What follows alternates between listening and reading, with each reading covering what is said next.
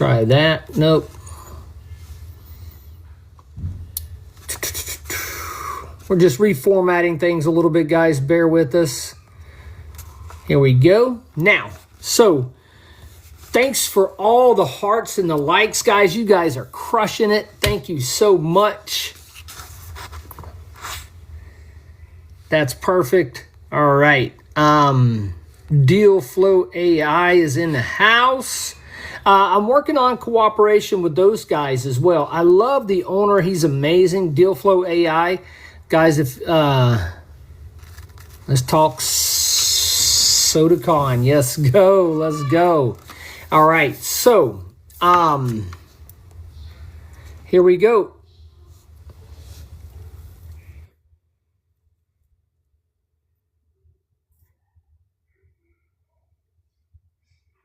Mr. Brian, are you there, sir? Looks like it's still thinking.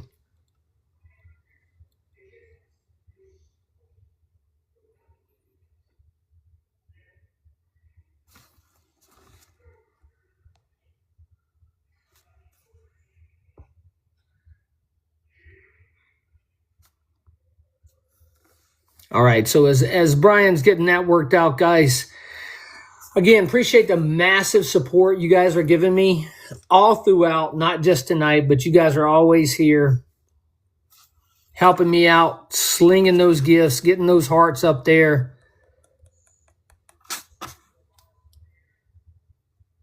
We're going to interview Brian, and then we'll move into answering some questions and stuff. Y'all know me. I'm going to ask him 3 questions.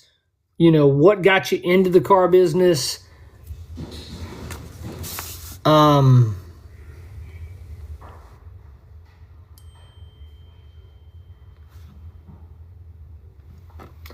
right, so he just texted me there.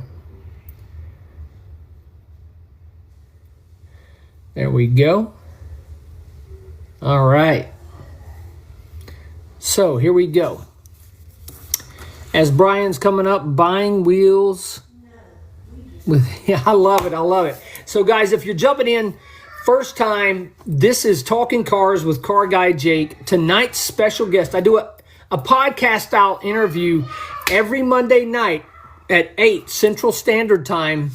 And I do it based off of the human side of car business, right? Let's dive into the people, not just the business. Let's figure out who people are, why they do what they do, and where they see themselves going. The keys holding it down. Let's go, Tony, with the keys. Tap, tap, tap, rap, tap, tap. We looking for 15K, and we ain't even started the conversation yet. I love it. I love it. You guys are all rocking it out. Mr. Brian Kramer just got in here, I believe. All right, I think we got you live, sir. How are you? I'm doing well. Is my camera's not working? Awesome. So what you'll have to do is you'll tap the screen, and there you go. Perfect. We got you live now. Apologize. All right. Yeah, sorry, I just checked in. Oh, you're good. You're good. Do you need a couple of minutes to get everything situated? No, bro, there's no, I'm sorry I'm 5 minutes late. Let's go. Let's go. Well, hey, guys, like I said, Mr. Brian Kramer, thank you so much for coming on. I always start with gratitude, brother. You know, with people taking time out of their own life to come and push into others, that's what this show is all about.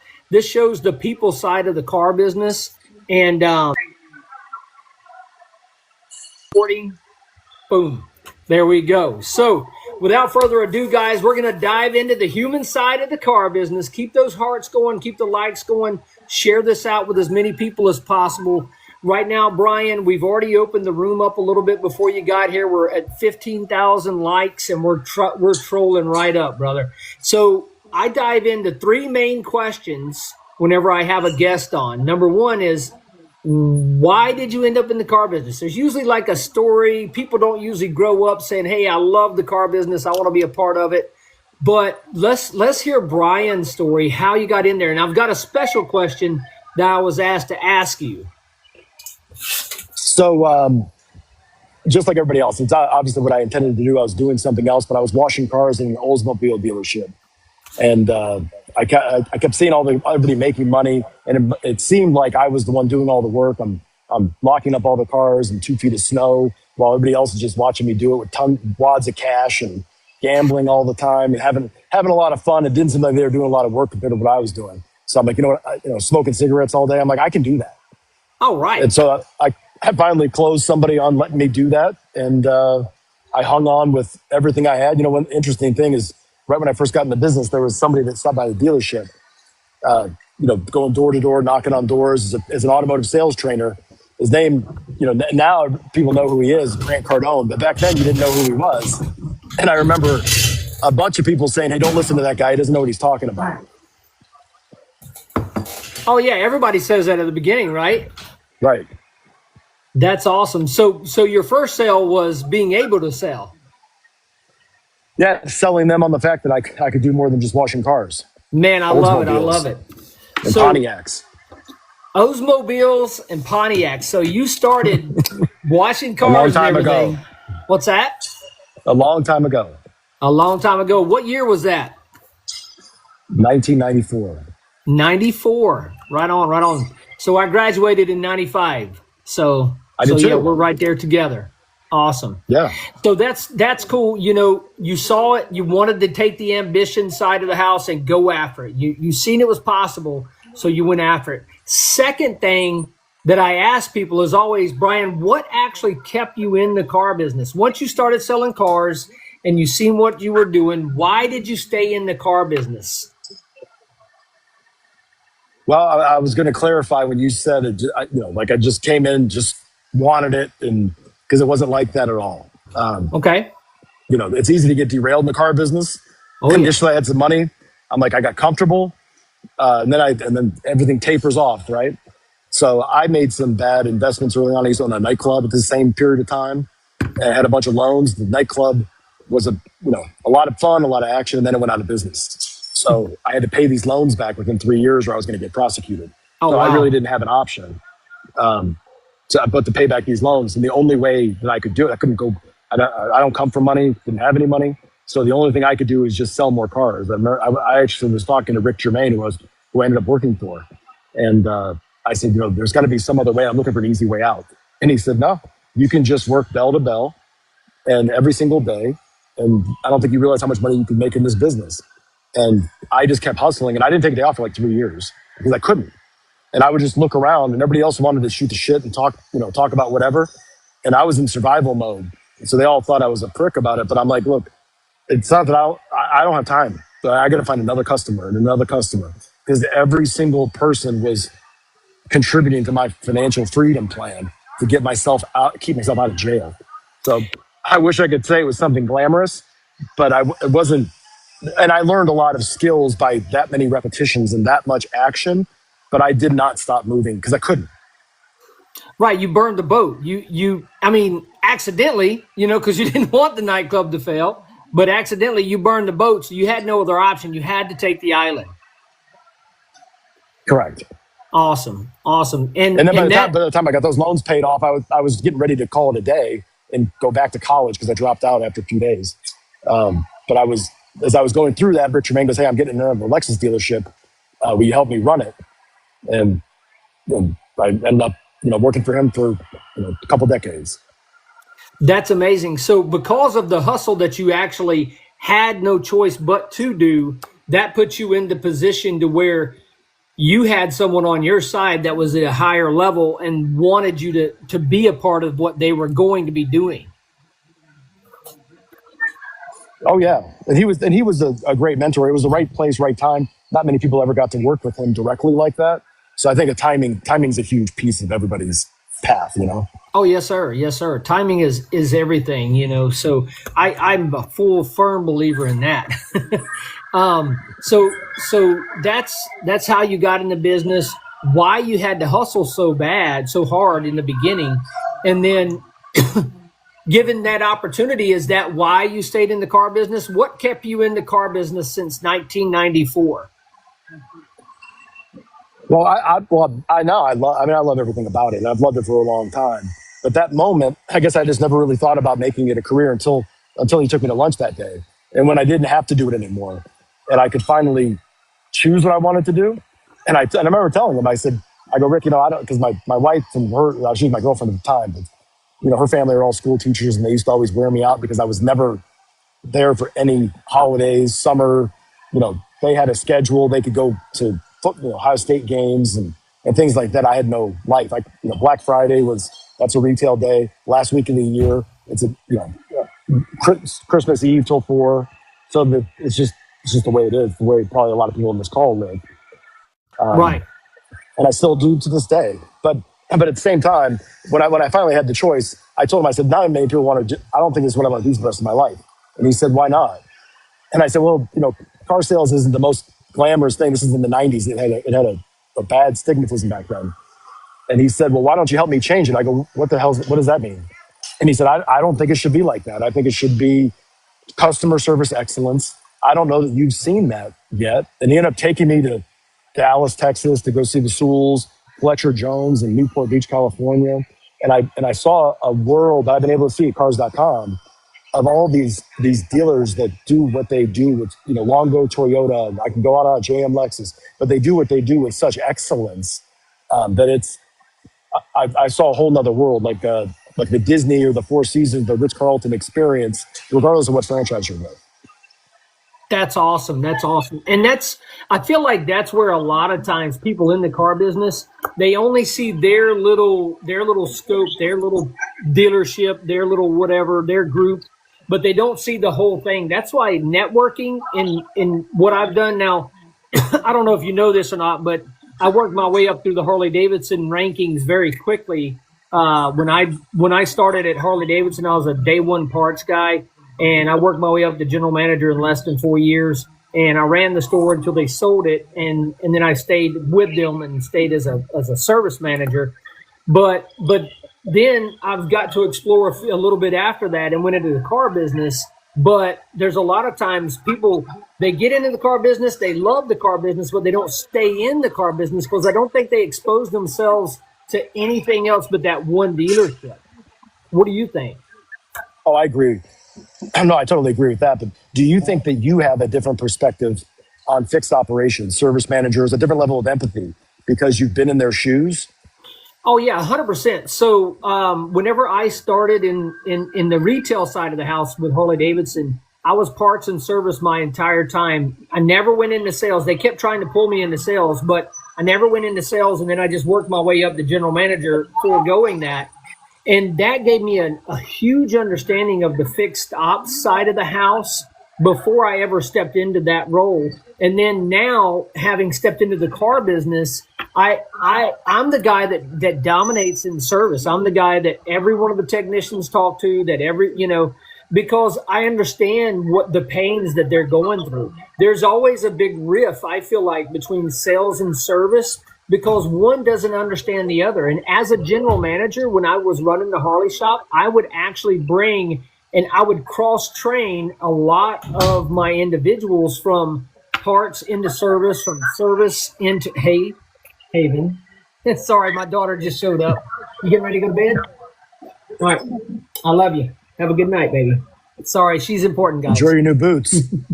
No, this is the older one. The 2-year-old had the boots. I didn't know you were on this morning. Yeah. Say, all right. Good night, guys. Good night. This is Mr. Brian Kramer. He's my special guest tonight. He's awesome to take time with us, huh? I love you. Go to bed.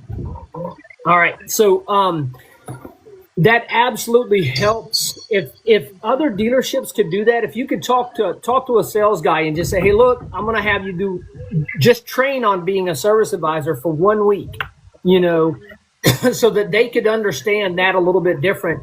It gives you a different vernacular when you're actually going in there to say, hey, I've got this car that needs to be done. My guest is waiting, XYZ, XYZ. It gives you a whole different vernacular whenever you're trying to accomplish something that you need to get done as a car sales professional. I've got to have this done. But you can't just go over there and talk to some shop foreman you haven't spoke to in 6 months and go, oh, man, I got this car. It needs to be done, and the customer's here. Da, da, da, da. Right, you can't be making foreman's going to be like, you haven't made a deposit. Right, exactly. I don't want to make it sound, numerical, but everybody needs to be a bank for you. You need to deposit into them before you ask for a withdrawal. If you ever try to withdraw from a bank without depositing, it doesn't work out well. But yes, No, sir. but also you have a different level of empathy. But I always tried to walk through service to try, that it's part of being a general manager, right? You're supposed to do a daily, lot walk, and it's like, how often should you do a daily lot walk? But not everybody does them every day. But I never forgot where I came from, and I always made sure to stop. And one of the things that, when we started doing the sales to service, service to sales over at Germain Toyota in Naples, and I remember we were walking from the used car building to the new car building, Wendell Hardy and I. It was my GSM. And I stopped by and I'm talking to the valets that were checking in cars with iPads. It was the new Dealer FX technology that we had. And I asked them how it was working and what do the customers think about it. And it's just always insanely curious because they're the ones that have the best feedback, and that's where you get the best ideas is from the front lines, right?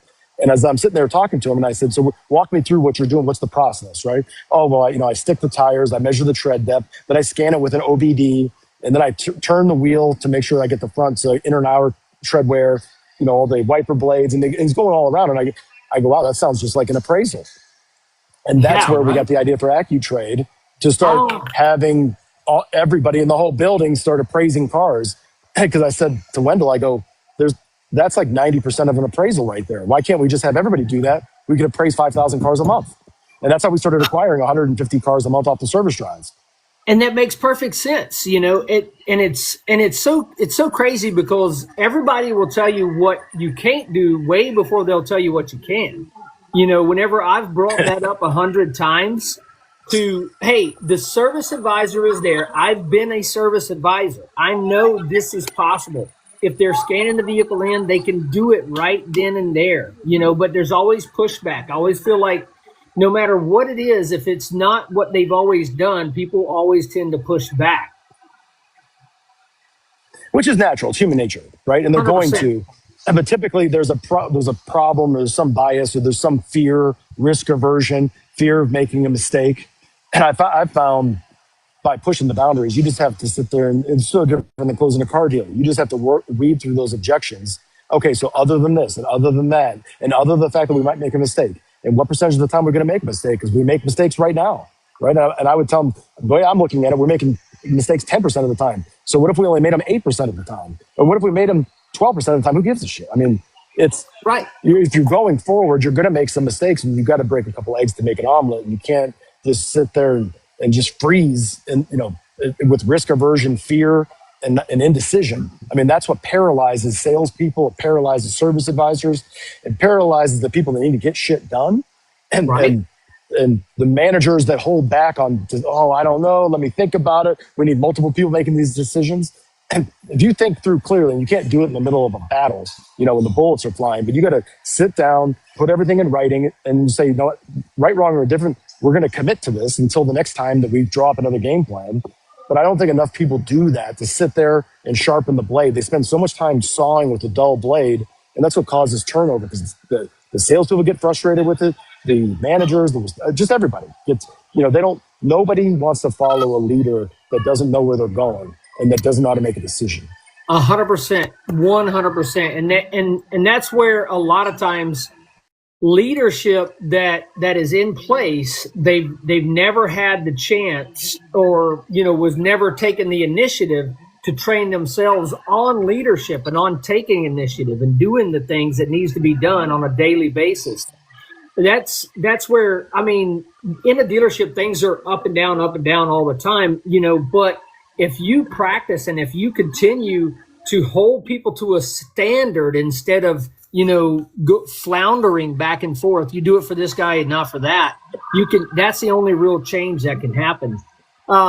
Guys, thanks. Why don't more people do it, do you think? What's that? Why don't more people do that? Why don't more people do that? So either A, no one's ever made them do it, because it's just like losing weight, right?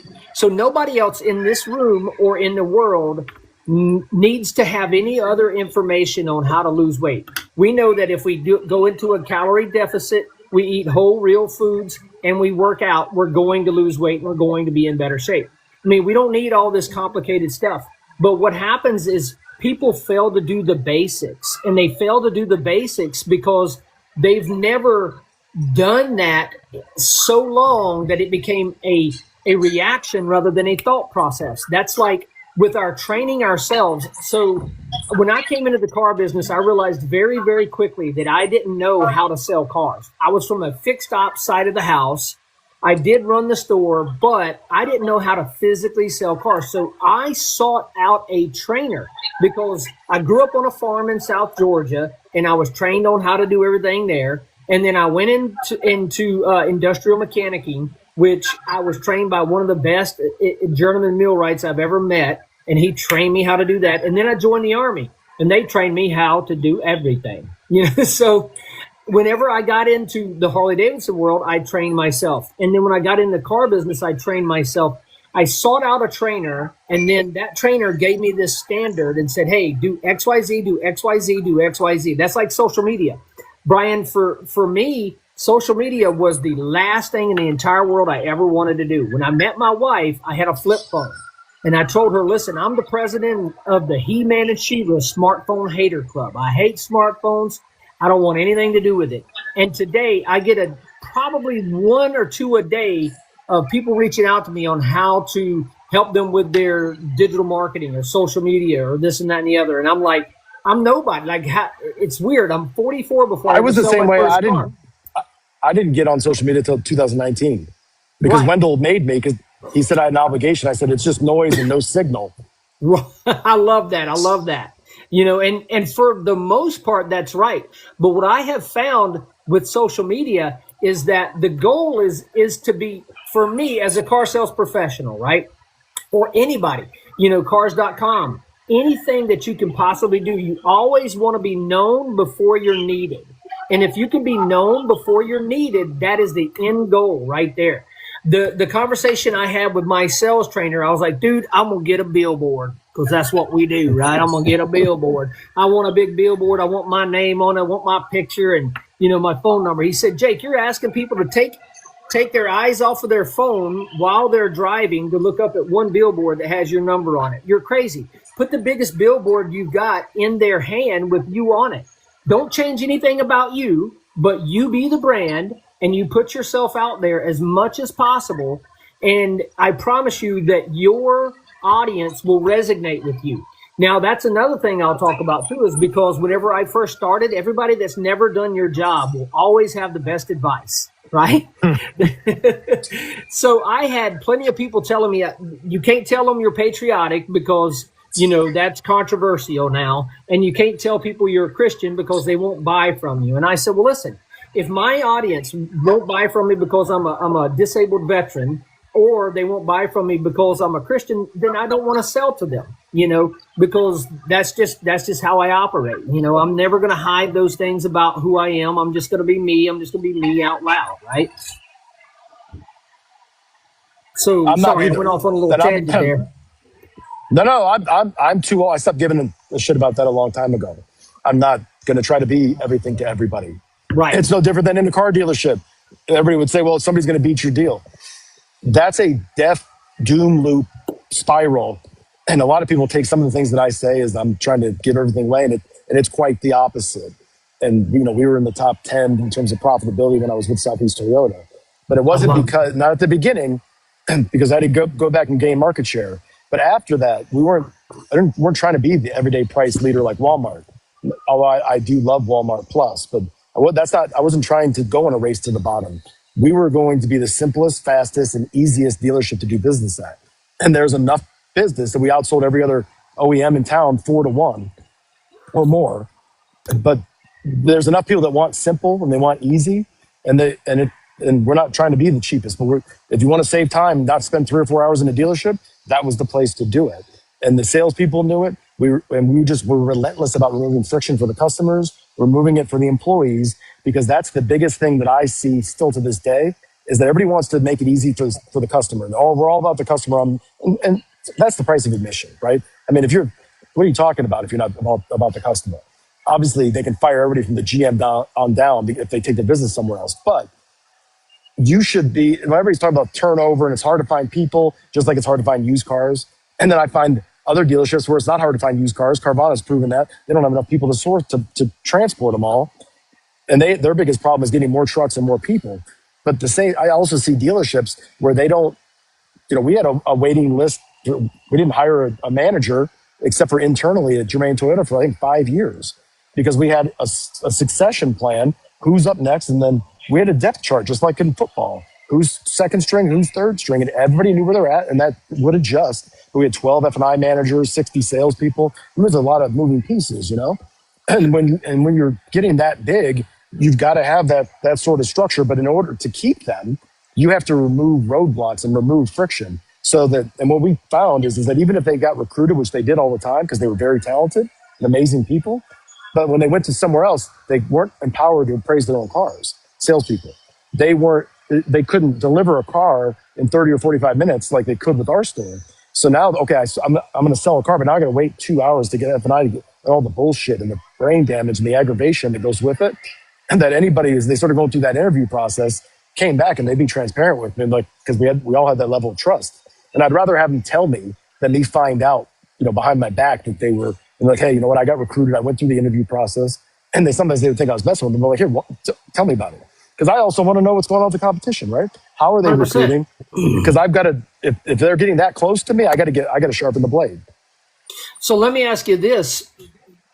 Having been at the top and being at the bottom and everywhere in between, what do you think, where did the ideas come from to sweep everything out of the way for not just the guest, but also the sales professional? Because I'm a firm believer, if you have somebody, especially somebody that's a high performer, if you can make it as smooth and easy as possible and without a bunch of BS in the middle, because I did work at a different dealership for the same group when I first started, and it felt like to me I was fighting on both ends. As a sales professional in the middle, I had to fight at the desk and I had to fight with the customer, and it was just turmoil all the time. Where did that come from? Was that a conversation you two had that, when you were starting the store?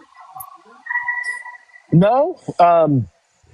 I guess it's like this, and I'm sure most people on this call have been in this situation or are in this situation, but I worked for a lot of amazing leaders. I would say my mentors are my biggest superpower, is the people that I've been able to work around amazing people that are absolute legends and icons. And the timing of when I got to interact with these guys, the Mike Maroonies, the Dave Kahlers, the Rick Germains, Steve Germains, and the list goes on, right? Grant Cardone. But when I was outside of those mentors that kept me going, I also worked for a lot of assholes, right? Or worked with a lot of pricks. 100%. And a lot of times I was a GM at 24, but I wasn't always in a position with my peer group, like other GMs, seeing what they were doing, or I was in a small store, so I didn't have the juice of like a Toyota store at that time when I was running a small Mercedes or Cadillac store, or Infiniti store. So I was still young and I just didn't have the confidence to be able to push back on these guys. But I'll say that the managers that I worked for along the way, or I saw doing things to other people that I didn't agree with, and when I was in a position to do something about it, I did. But when I wasn't, which is a lot of the time, I had to sit there and bite my tongue, and I'd maybe make a suggestion, but then when they tell me, hey, you know your role, know your place, or whatever, I would just make a mental note of it, and eventually just had a whole playbook of, okay, when I am in the situation where I have my own store, my own role, how am I going to change that so that I don't end up like that asshole? And everything for me was about not ever forgetting how it felt when people did that shit to me. And that I wasn't going to, and the promise I made to myself, that I wasn't going to do it to other people. And Brian, I tell you, I've talked to a lot of people in my life. I've been to 25 countries. I speak 5 languages. And the best leaders are the ones that say exact that. I had to go through X, Y, Z, and that gave me the perfect example of what not to do. Growing up, my Uncle Leroy raised me. My Uncle Leroy was every example you could ever hope for as far as a father. And then my father was everything that you would absolutely hate to have as a father. So like you were just saying, if you can have those 2 examples and choose to go with the better and choose to say, I'm not going to do X, Y, and Z, that's amazing, man. And obviously it's a recipe for success because you've been very successful over the years. But I would say that to expand on what we were just talking about, that goes for every single person on this call or every single person that you work with. And I would say that it starts really with the GM or the dealer, but it keeps on going down that everything you do and everything you don't do sends a message of what you're okay tolerating or what, regardless of what is posted on the mission statement on the wall in the conference room and all the motivational, all the key buzzwords and shit. What you do and what they see you doing is what they will emulate. And I do believe, because I have a lot of people that'll tell me, hey, how do I deal with this? Because this guy is doing this or this gal's doing this, and it's just, brain damage. And the only thing I can say in a lot of those situations, because they're not in a position of control, is you learn just as much what not to do as more what not to do than you do what to do coming up. When you're working for a bad manager, it might not seem like it at the time, but there's still a lesson being taught, and you got to be careful not to be dismissive and not take anything away from that lesson, even though it's not one that you're going to replicate. It's a story or an analogy or a metaphor down the road for you to tell people when they say, why do we do this? Well, I can tell you why, so that this doesn't happen. Because I've been in many stores, and this is what happens if you don't have clarity, you don't have trust. If you don't have these hard conversations that are awkward right now, that you don't want to have and nobody else wants to have at the end of the month, and I don't write you up for performance because I'm doing it to save you, not to hurt you. If those things don't happen, then you have ambiguity, you have confusion, you have risk aversion, you have lack of clarity, trust. People are jump to conclusions. And then, like what you were saying earlier, they don't go back to the shop foreman for 6 months. You come back, all of a sudden he's like, well, why is he coming back here? Right? What's going on? And he's all ultra paranoid, his guards up, defensive, and you don't know why. And you're like, man, what's his problem?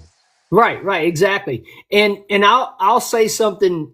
You hit the nail on the head, because I have kids. I have 8 kids, and kids will not always do what you say, but they will always watch what you do. And the same thing if you're a leader. The lead will not always do what you say, but they will always watch what you do. And if you can't be that example, if you can't hold somebody to that standard, then you shouldn't be in that position. In my opinion, if you have that, people talk all the time about, standards and, we do this and we do that and XYZ. But then when it comes to practical application, they're not really doing that, and they're not holding themselves to the standard. So they feel inadequate to hold somebody else to the standard. And one thing that I think that it should happen more often is all I can speak from is examples. I don't know what the right answers are, but I can tell you percentages of what worked for me versus not working. But I'll give you one example. For 20 years, 23 years or something like that, I under allowed and over allowed on cars. And then at the end of my career, I stopped over allowing and just under allowed. And then the last 6 months, stopped under allowing. That's a whole different conversation. But in going through that exercise, it's muscle memory that hurts, especially with people that you've worked with for a long time when you stop over allowing, because nobody realized what's the big deal. But for me, I got to the point where I'm like, look, if you say you're going to miss a deal over and over, because we're going to miss so many deals. If you're going to miss a deal, I want to talk to every single one of those customers. I want to meet them myself because I want to understand what's going on. And they're like, well, why do you have to micromanage me? Well, I don't think it's going to happen very often, and it never did.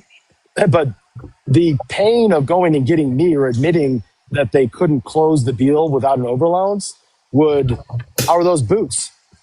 This one is the one with the boots. Annalie, you want to tell Mr. Brian about your boots?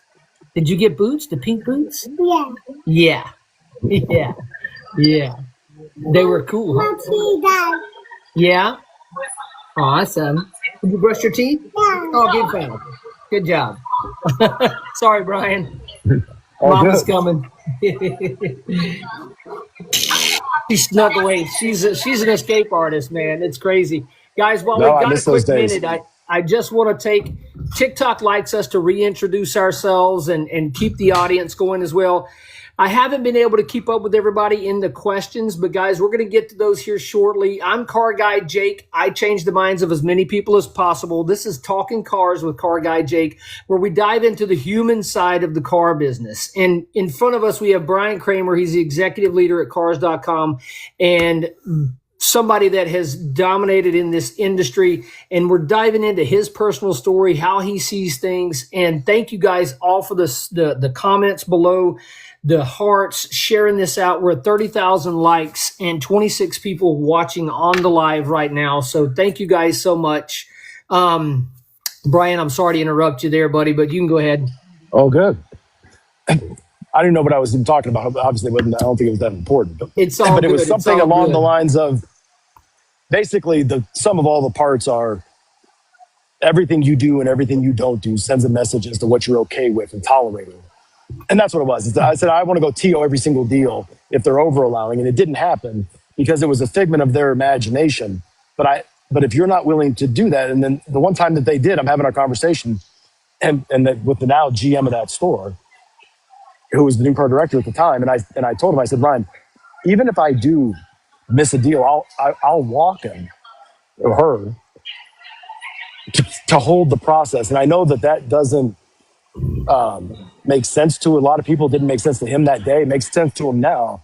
I'll give you one last metaphor analogy. Mike Murray, one of the co-founder of AutoNation, coming through the dealership one time when I was running Lexus of Clearwater, Florida.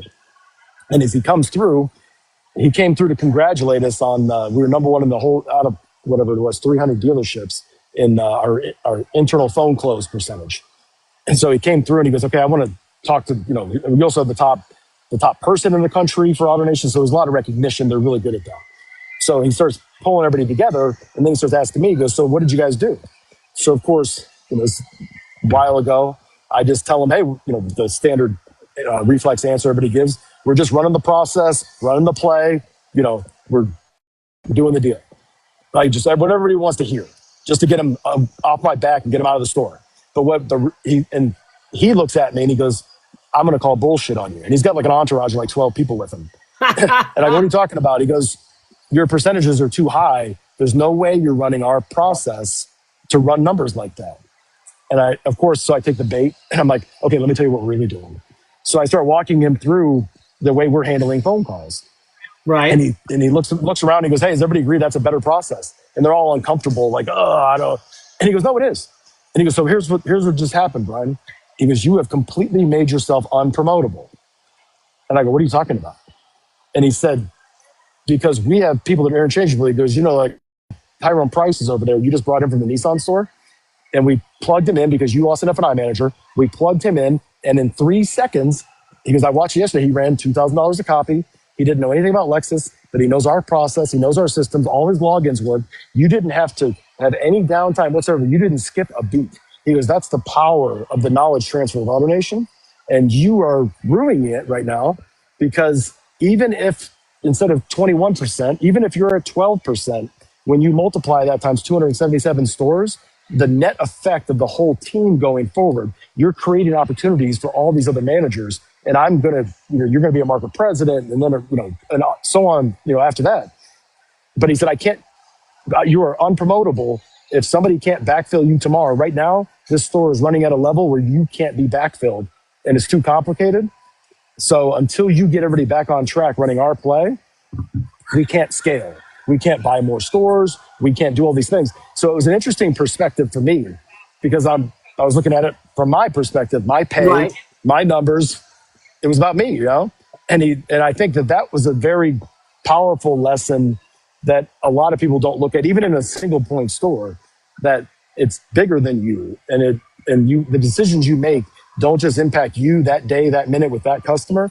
You have to, it's like a law precedent. You're setting a legal precedent with every decision that you make, because if you make the exception for one person, 3 people saw it, whether you think so or not. And when you don't split that deal or you don't do whatever else you're going to do, everybody knows about it. And just because they don't tell you to your face, they're having the conversation out back or in the bullpen, and they're definitely having it.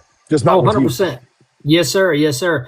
That's a huge lesson to learn. Anybody watching this or anybody, I'm going to repost this. That's a great perspective, because if you can put your mouth in neutral long enough to put your ears in gear and actually hear a different perspective and listen to truly understand what they're trying to give you, and then say, hey, wait a minute, maybe I need to step back and maybe I need to readjust. That's a huge maturity level, and that's a huge understanding that people don't typically get. They don't say, hey, wait a minute, maybe he's right, even though I'm the top dog.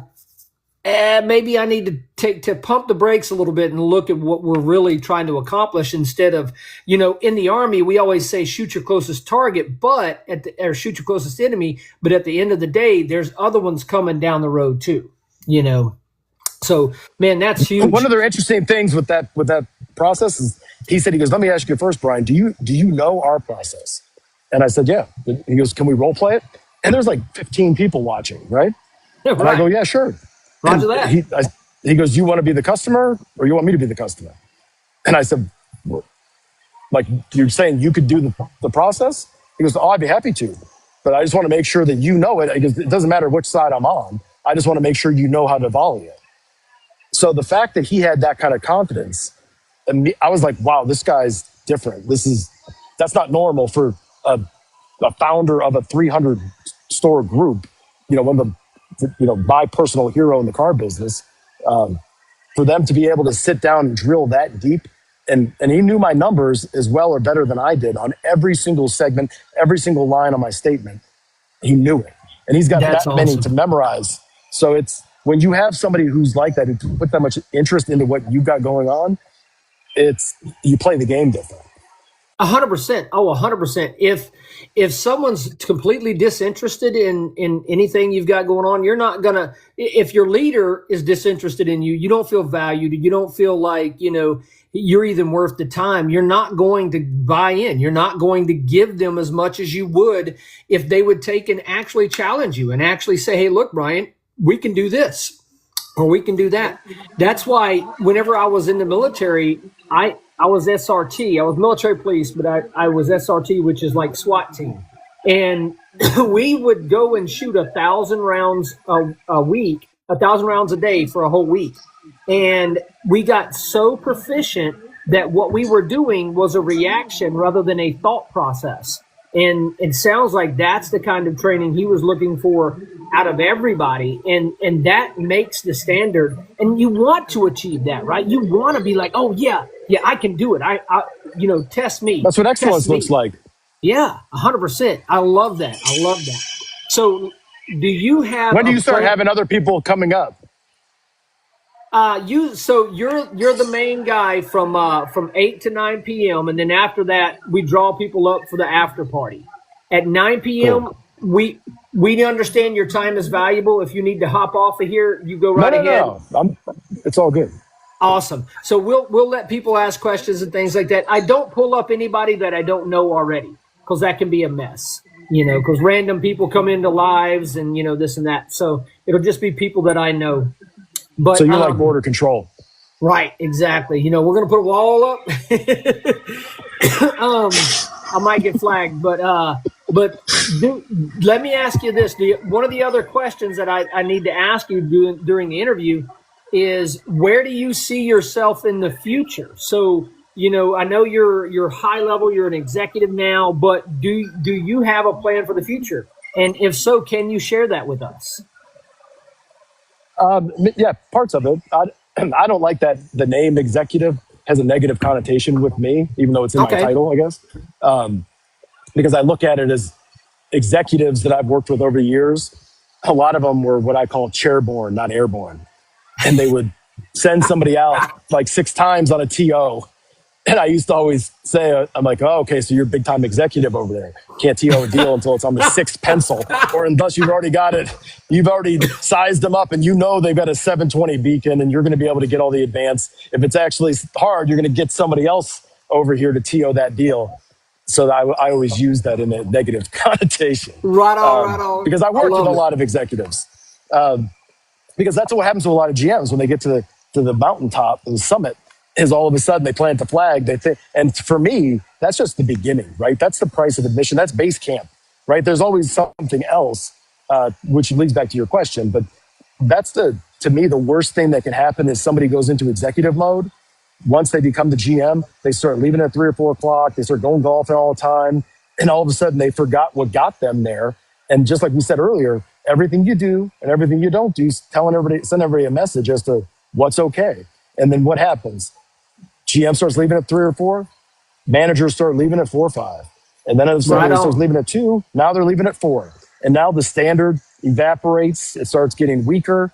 And nobody wants to, run through a, flaming hoop for somebody that's, on a Zoom call, from the yacht. So that's just sorry to go off on that tangent. Oh no, you're good. You're good. What's next for me? I don't know. I love everything what I do, and I love going around and just meeting dealers and spending time with dealers all over the country. It's actually my favorite thing to do. So it's kind of like being in retail without being in retail. But I've, talked to, a couple OEMs about getting back into the game as like as a partner at some point, or operating partner. And so who knows? Right? Awesome. Right on. If there was an open point, I wouldn't say no to it. I got you. I completely understand. Now, wild card question I have for you is someone informed me that you were a DJ, which being in the club, I can understand that. And they're begging me to ask you what your DJ name was. So I didn't have a DJ name. If there was one, it would probably be Trainwreck. But because that's what I did whenever I was in the DJ booth, because I typically drank too much.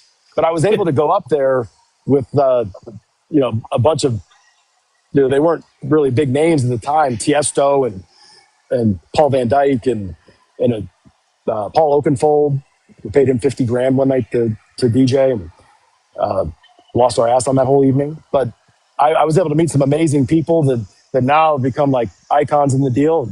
They would let me get up there and spin occasionally, and I would completely train wreck the tracks from track to track, and then they would pull me off. But it's like kind of like letting the GM on the sales desk when they haven't been on there for a long time. Right? You're gonna train wreck some records, and give him a shot or two before he goes up, right? Right. That's right. So, all right. So this is kind of another wild card question I had for you, but this is more because I really wanted to dive into this. So we've got a few people watching this show tonight, and what is and we've talked about a lot of stuff, but what is the best advice you have to someone in the car business right now that is in love with the car business, that is ready to work and wants to make the biggest impact, following in someone like yours footsteps, who's, once they get to a level, they can actually, instead of being an executive, they're a leader, and they lead people and they lead this industry in ways that hasn't been done before. Well, I would think that you have to have a purpose or a reason that's bigger than you. Because if I didn't have that, I would have just quit. And I'd be doing something else probably. Maybe I would have got back in the business, but at a later point. It wasn't because I wanted to. It's because I had a purpose that was bigger than me. And I think that everybody needs to have that. For me now, it's leaving the business better than I found it, and trying to minimize the blast radius of all the things that I had to go through along the way. And hopefully people can go through it a little bit less as a result if I'm able to give back. But I'd also say that you've got to be incredibly patient. And there's a lot of things that will set you off that make you think about quitting once a week in the car business, which is what makes everybody so resilient. But if you don't learn resilience, and you don't learn, I tell it to all the managers that I don't even know how many dozens of managers that I've had that are GMs now all over the place. And as I talk to them, or they call me and ask me questions, whatever, and they didn't appreciate it. And a lot of people had a lot of bad things to say to me and to my face, rightfully so, because I was an asshole, because I didn't have time to be anything else for a long time. But in those lessons, I'm like, if you don't go through this, and you don't go through walk over these coals, if you don't go through and get a performance improvement plan, and then we put you back on, and I tell you what to do, and then you come back and you rebound it, and then you do achieve those things, and you put all this behind you because you haven't been doing the work, and you haven't been studying, and you haven't been, doing the interviews out on the showroom like you're supposed to. You haven't memorized memorize word tracks the way you did the NF&I, and all the things that happen, or you didn't, study your allocation methodology well enough. When they go through that pain of getting, the discipline and the hard conversations, unless you've gone through those things, how the hell are you going to tell somebody else what it's like to go through it? And how are you going to guide them through it? I can do it because I've been written up many times. I've been disciplined. I've been threatened to be fired. I've almost been fired. I've been on like the 1 yard line. I know what that feels like. And I know that I don't ever want to feel like that again. And that motivates me more than anything in the world is, I hit rock bottom with that cycle that lost everything. I had to pay back all this money or I was going to jail. When you go through something like that, you don't ever want to feel like that again. So people are like, wait, what are you still doing here until 10 o'clock at night? I'm never going to feel like that. And you've never felt like that, so you wouldn't understand. So as painful as whatever anybody's going through, they should look at it as a blessing, as it simultaneously occurs. Because until you know how to overcome adversity, which to me, with AI and all these things coming out, there's nothing that's more important than cognitive agility, overcoming resilience, and being able to think on your feet and be adaptive. The people that are linear, that one plus, we have to go from step 1 to step 2 to step 3, and they can't think on their feet, and they're already getting exposed with AI because the world's moving too fast, and they have to keep up with it. And if they want to sit there and be all robotic and linear, they're going to get run over. So that, to me, you just got to be elastic in your thinking. Yeah, you have to be able to adapt and overcome using all available resources to accomplish a changing mission because it's changing every day. Oh, every day. Like what's going on right now in advertising versus 3 months ago is completely different. And even as I'm talking to people at cars.com, right? SEO to AEO, answer engine optimization, to GEO, citation queries versus search engine results pages. I mean, everything has completely flip-flopped in the last 6 months. And 100%. If you're still holding on to the past and clinging to legacy beliefs and saying, oh, SEO is still relevant. Sure, it is, 60% of the time. And by this time next year, it'll be relevant 30% of the time. So what are you doing to fill those gaps on the other, right? Exactly. And I'm 100%. not just sitting there going, no, it's still valid. It's like clinging to a newspaper and saying, people still read the paper. I just adapt to what the consumer wants. I use the analogy all the time of my parents, right? My parents were on the fashion train, and they're cruising along, they're switching their fashion here and there and everywhere. And then the 70s came along, and they jumped off of the fashion train. And today they're still wearing some bell bottoms. You've got to be able to stay on the train. You've got to be able to adapt and overcome. So I'm going to ask you one more question and then the process. So guys, I'm Car Guy Jake. I'm Talkin Cars every Monday night at 8 Central Standard Time, live on TikTok and Facebook. And what we're doing is we're exploring the human side of the car business, figuring out some stuff about the people that are running the car business, from the rubber on the road where we're selling cars all the way to high level people. And after the 9 o'clock hour, I'm going to pull people up one at a time. And then we can have a couple of minutes, just 1 or 2 minutes per person to dive into some questions with Mr. Kramer or myself, whoever you'd like to ask those questions to.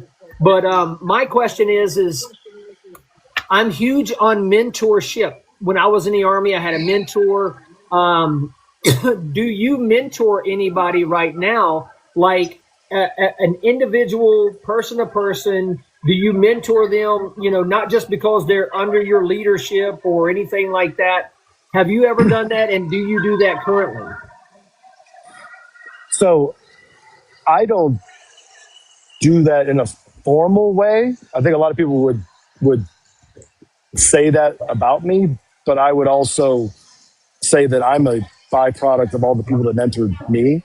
And that's the real answer to the question you asked previously, is what's the most important advice that I would give to somebody else in the business? The best thing that I ever did is find the right mentors. And even when I was making less money than I could have somewhere else, I will choose a strong mentor over money any day of the week, because it 100x's later on. It's an exponential effect on on everything. And for somebody who, especially somebody who's morally and ethically sound, to be able to show you how to do it and to run at a high level, ethically and morally, because anybody can do it, game in the system. But Right. to be able to do it, it's a lot harder. Like in the military, there's a way, and there's only one way through it, and one way through it is through. But I would say yes, if they can find it. But for me, everything is like this call is, I wouldn't call it mentoring, but I think it's the equivalent of that, because all I'm trying to do is say, look, I stepped on all these landmines. Don't step there. Now, if you're like me, you're still going to anyway. You want to see if the stove is hot just because you're curious. And I've touched it many, many times, and I still continue to this day. But that's, if you're It's curious, funny. that it's going to happen. One of my buddies I still talk to today. I was in the Army with him back in the '90s at Fort Riley. He told me I was the most highly motivated screw up he's ever met. You know, and No, I think you should be motivated to go. I'd rather be going fast in the wrong direction oh yeah, and then turn around than sitting there indecisive in the middle of the road. Like yeah. a squirrel doesn't know what to do, or a deer that's blinded by headlights or whatever just freezes. I mean, that to me, there's nothing worse than having a manager that won't step up on a trade, that doesn't know where to hang the paper, doesn't know whether or not to spot the deal. That indecision is like, for me, it's my number two, biggest pet peeve. It's just indecisiveness. Number one, negativity, obviously, but Make a decision. That is one thing I learned in the military is even if it's the wrong decision, make the daggum decision and move forward. right.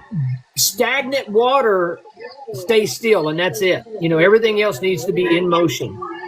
So Brian, I'm going to, guys, if you're listening and you want to come up and start asking questions, go ahead and send me a request to pop up. I'll bring you guys up one at a time. If I don't know you, if I haven't been following you, I apologize, but I don't typically let people up that I don't know. Jordan's our first one. Let's get him in here. When you come up, please. How should they get to know you for the next time? What's that? How do they get to know you for the next call? How to who? How will they get to know you for the next call? How do they get on the list in the future? Like, what's they just request. path? It's in the TikTok.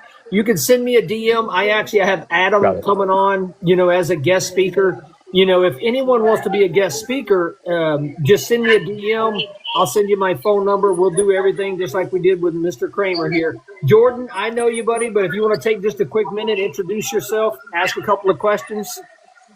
Sure. So, young dealer here. Just came out of the Keffer Automotive group. Sure you're familiar with Jim. I know Jim really well. Yeah, great I guy. almost went to work with him. Did you? Yeah, I mean, just a wealth of knowledge. So we just recently finished a buyout from him, and I've got kind of a less of a aggressive question. Jim is all about the numbers. Letting the numbers speak to you, and I'm all for it. I love it. I think it's absolutely tried and true. Um, but for some of us newer guys, right, which I've been in the business since 2018, so I think I'm a new guy still, is one of the things that I'm having the most trouble with is getting my team to buy in to that kind of stuff. I'm super analytical. Most of us really, really high level guys have been around, the gyms and done the NADAs and done the NCMs and stuff like that. Because I have a lot of newer and younger generation that they just can't wrap their head around that really the basics of knowing where you're at, progressing through that is the buy-in to that kind of data. And Jim's really big on culture, and it's something I'm really, really trying to implement into our store. I can't even get to the let's do the social medias and stuff like that. My store is by no means not making money. We're doing well. We're growing. I'm happy, but I want to get my team to that next level. And sometimes I feel like it coming from like a 32-year-old guy where I've got, dudes in their 40s and 50s on the desk. And then my sales team is all, 20s and late 20s. What have you guys seen that works best to kind of get that transition to the team where we've, got some of us older car dog mentality guys with the new age? So I'll say a couple things, and I don't have all the answers. I just know what I've done wrong, and I know what I've done that's worked, right? Right. Or what's been done to me. So I'll just give you two quick examples. when I was a GSM at a Lexus dealership, Steve Germain used to, or Richard, or one of the two, they would always call at 8 o'clock at night on the landline. How many cars did you sell? How much money did you make? And how many appointments do you have for tomorrow? Every single night. You better have an answer to those, and the answer better not be zero. But what they were doing is they were programming me as to what the most important things were without me really knowing it. And the other thing that Steve, when I went into that, like, GSM sales director role, he used to ask me every single day for this sheet of paper, and it would have whatever, the 3 F&I managers at that time, and then what was their PVR, what was their service contract percentages, what was the maintenance, what was the tire and wheel, and so on and so forth, right? Dent and grain, and I had to fill it out every single day, and he wanted it on paper. And so I started building a spreadsheet, right? I would just print the spreadsheet, and I would pull it out of Rails and Rails at the time, export it, and I tried to make my life easier, right? And he's like, look, I don't want it like that. I want it on this piece of paper. And it was a big argument with he and I, because I'm like, look, you're old school. I'm not doing that. This is like even in like 2003 or 4. And I said, that's a waste of my time. So keep on doing it. One day I walk up to the corporate office, whatever, I hand it to him, and I put it, because I just wanted to get it to him before he even asked for it, right? So I put it on his desk, and I turn around, and I see him not even look at it and crinkle out, throw it in the trash, right? So I get all pissed off, and I charge, I'm in my mid-20s, and I charge into the office, and I start reading him the riot act, which was a horrible idea. And he stands up, and he bows up on me, and he says, you effing idiot, that's not for me, it's for you. And I go, what the hell are you talking about? Why do you have me giving it to you? And he goes, what's Ken Collins' service contract penetration? I'm like, 38%. It's like mid 2000s. And he goes, and what's Eric Welch doing in maintenance? And it was whatever it was, 28%. But I'm sitting there, rattling off these numbers, and he's screaming at me. And he said, when you write it down, you go through that thing, and when you play the game differently, and you're automatically, when you come in, you're going to be getting with them. And he said, what you haven't realized is what the next step is that you should have them bringing their numbers to you so that you can just read off theirs, fill it out, hand it to me. And he said, but there's levels of leadership that and I go, why didn't you just tell me that, Steve? He goes, because you wouldn't have listened to me, and you weren't ready to receive the message. And so I guess and then every single night, the landline call became a group text with the managers, and as the management team got bigger, we had, a F&I hunt, text group and a sales hunt group, so that everybody was sending out their numbers so that the managers knew their numbers. And that's what I learned as I kept, getting bigger and bigger stores, is that my job was to mentor them so that they knew a cadence, and then they should be getting with their 8-person sales team to have the 8-person sales team bring it to them, like we did with the service sales and service team. We had 10 people that all they did was work the service drive. And when it wasn't working and it would fall off the rails, I realized that we didn't have lead measures, we didn't have a scoreboard, and we didn't have lag measures. So in the service drive, how many repair orders do you have per day? The lead measures, how many of those did you appraise per day per person? And then how many of those did you acquire? And the numbers should be, let's say you got 3,000 repair orders. You should, appraise 15% of them, 450. And then you should close 20% of those, which is, what's that, 85 or something? And when you get to that number, that's 3% or 90. So yeah, 3% of 3,000 is 90. That's how you get to 3%. Everybody goes, oh, you should acquire 3% off the service drive. But nobody ever tells you how. That's how you do it. But I never was able to do it until I had everybody contributing the same way Steve Germain taught me with the F&I managers. And I didn't like the paper and pencil, but I can tell you this, I morphed that at Toyota, and every sales meeting, every single morning, here's a huge hack. We had a big white dry erase board. First thing in the morning, everybody was responsible for putting how many cars they had sold, the X's, everybody does.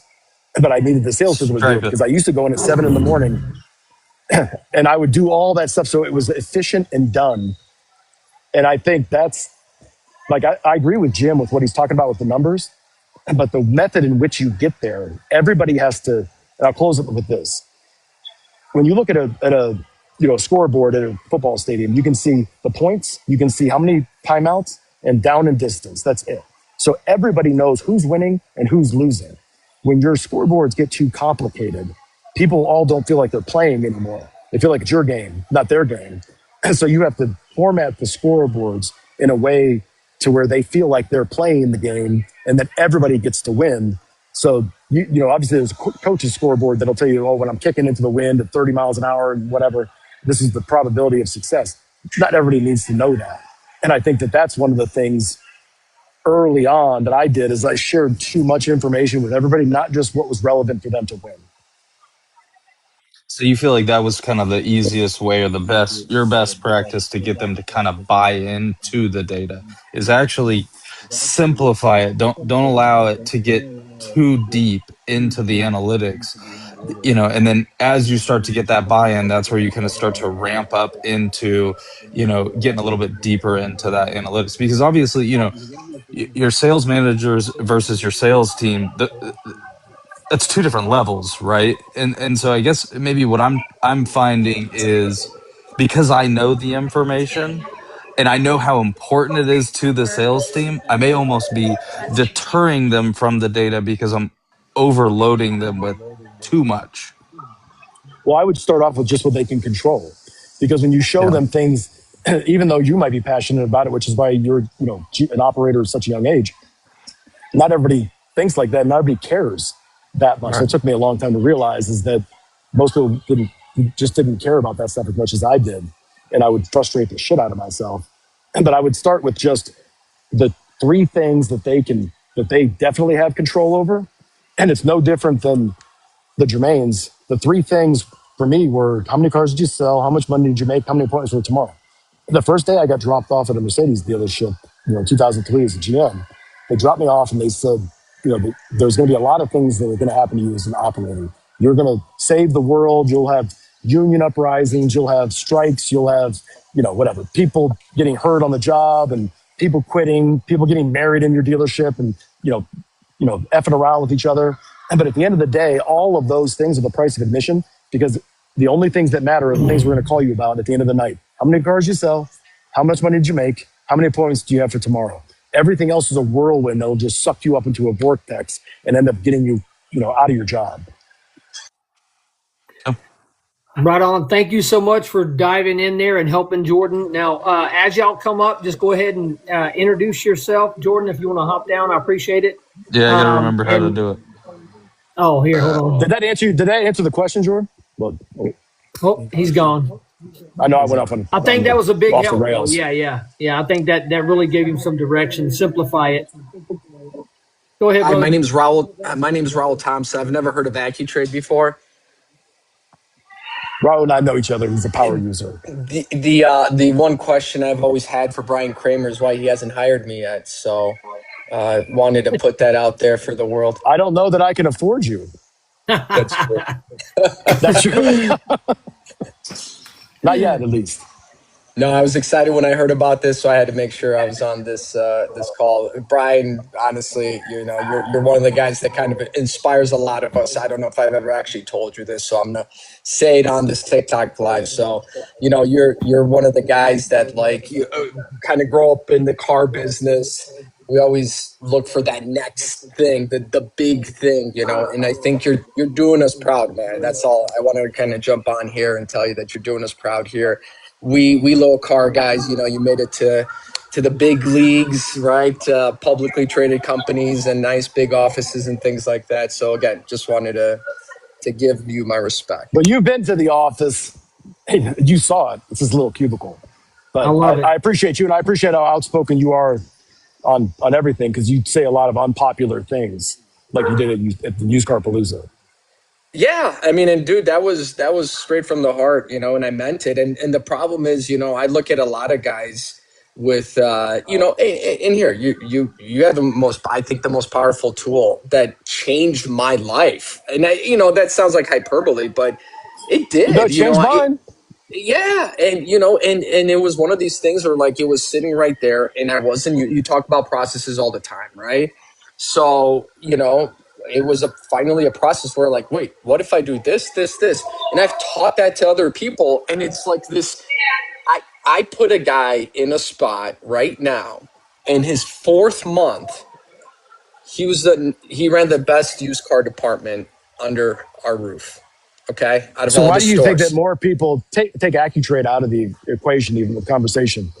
And why do you think that so many people, even with the data, to Jordan's point a minute ago, and because that's actually a great follow up to the conversation we just had. So even when they have all the data sitting in front of them, like you embraced it, you saw something different. Maybe I don't know what it was, you trusted it more, like I did. But why do so many people not trust it? It's gatekeeping, because if it's as easy as you guys have made it, then suddenly these guys are afraid they're going to get either exposed, fired, or whatever. I mean, let's be honest here. I'm a used car manager. It's because of this brain and nobody else can figure it out. Right. And then, someone pretty high up in a pretty big company saw my process one time and said, "What is this? My 14-year-old daughter could do this." And I said, "That's a bad thing? Like, what are we doing?" So they've just taken Right. It sounds like the something. goal of the iPhone.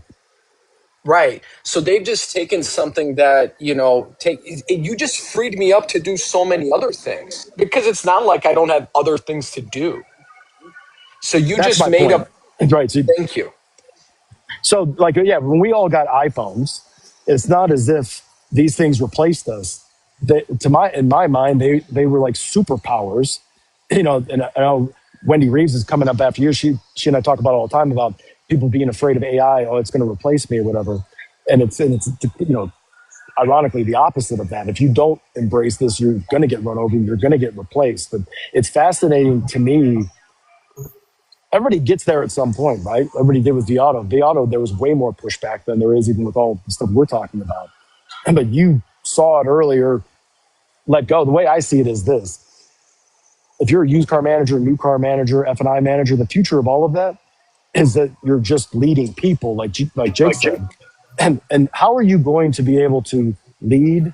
Well, Mike Jackson, when I was at AutoNation, said a general manager's job is to attract talent, recruit talent, develop or hire talent, onboard talent, develop it, promote it, and repeat the process. And your job and obligation is to be a factory of generating leaders, and that's how you're going to be measured, right? But how can you do that when you're doing tasks all day long? You can't. And unless you're willing to let go, and that's ultimately why Carvana has become so powerful. Carvana wouldn't even exist if everybody embraced sight unseen appraisals. They would get suffocated, they would have no fuel source, and there would be no Carvana because they couldn't source cars from consumers. But we enable them because of our tight systems, our tight controls, and our grip on micromanagement, and just get them in. This is what perpetuates that, and why they made $405 million last quarter. You want to hear a stupid story? After Please. Used Car Palooza one year, you mentioned, you were standing up there and you said, send every lead an AccuTrade, right? Like, get them in your funnel. Get them to do something so that they live in your funnel, right? So it's a Saturday morning meeting. We're going around. All the managers are talking. Roll what you got. I said, from now on, I want you guys to send everybody AccuTrades so that they want to know what the trade is, no problem. Even if they didn't ask, they haven't responded to you. Say, hey, you might have a trade. Send them an AccuTrade. The next sales manager, we had a GSM, new car. I was the pre-owned manager, and he was just kind of like desk CRM guy. This guy's slightly older than me, a lot more old school than me. The next sentence, all right, guys, so if somebody asks you what my trade is worth, you're going to tell them, bring it in. We need to see it. I about threw the guy through a wall. That happened. That It happens happened. every day in every dealership. And I'm like, bro, what did I Today. just say? I'm like, what did let me handle this, okay? That's But hilarious. that just means that he's not sold. And Yeah. it's a little bit at a time. And I don't think that, because I used to be in that mindset a decade ago, right? And I'd sit there and say, what's the downside? What's the worst possible outcome? And nobody really ever asked that question. If we did do what Raul's talking about, what's the worst that could possibly happen? That you miss some trades?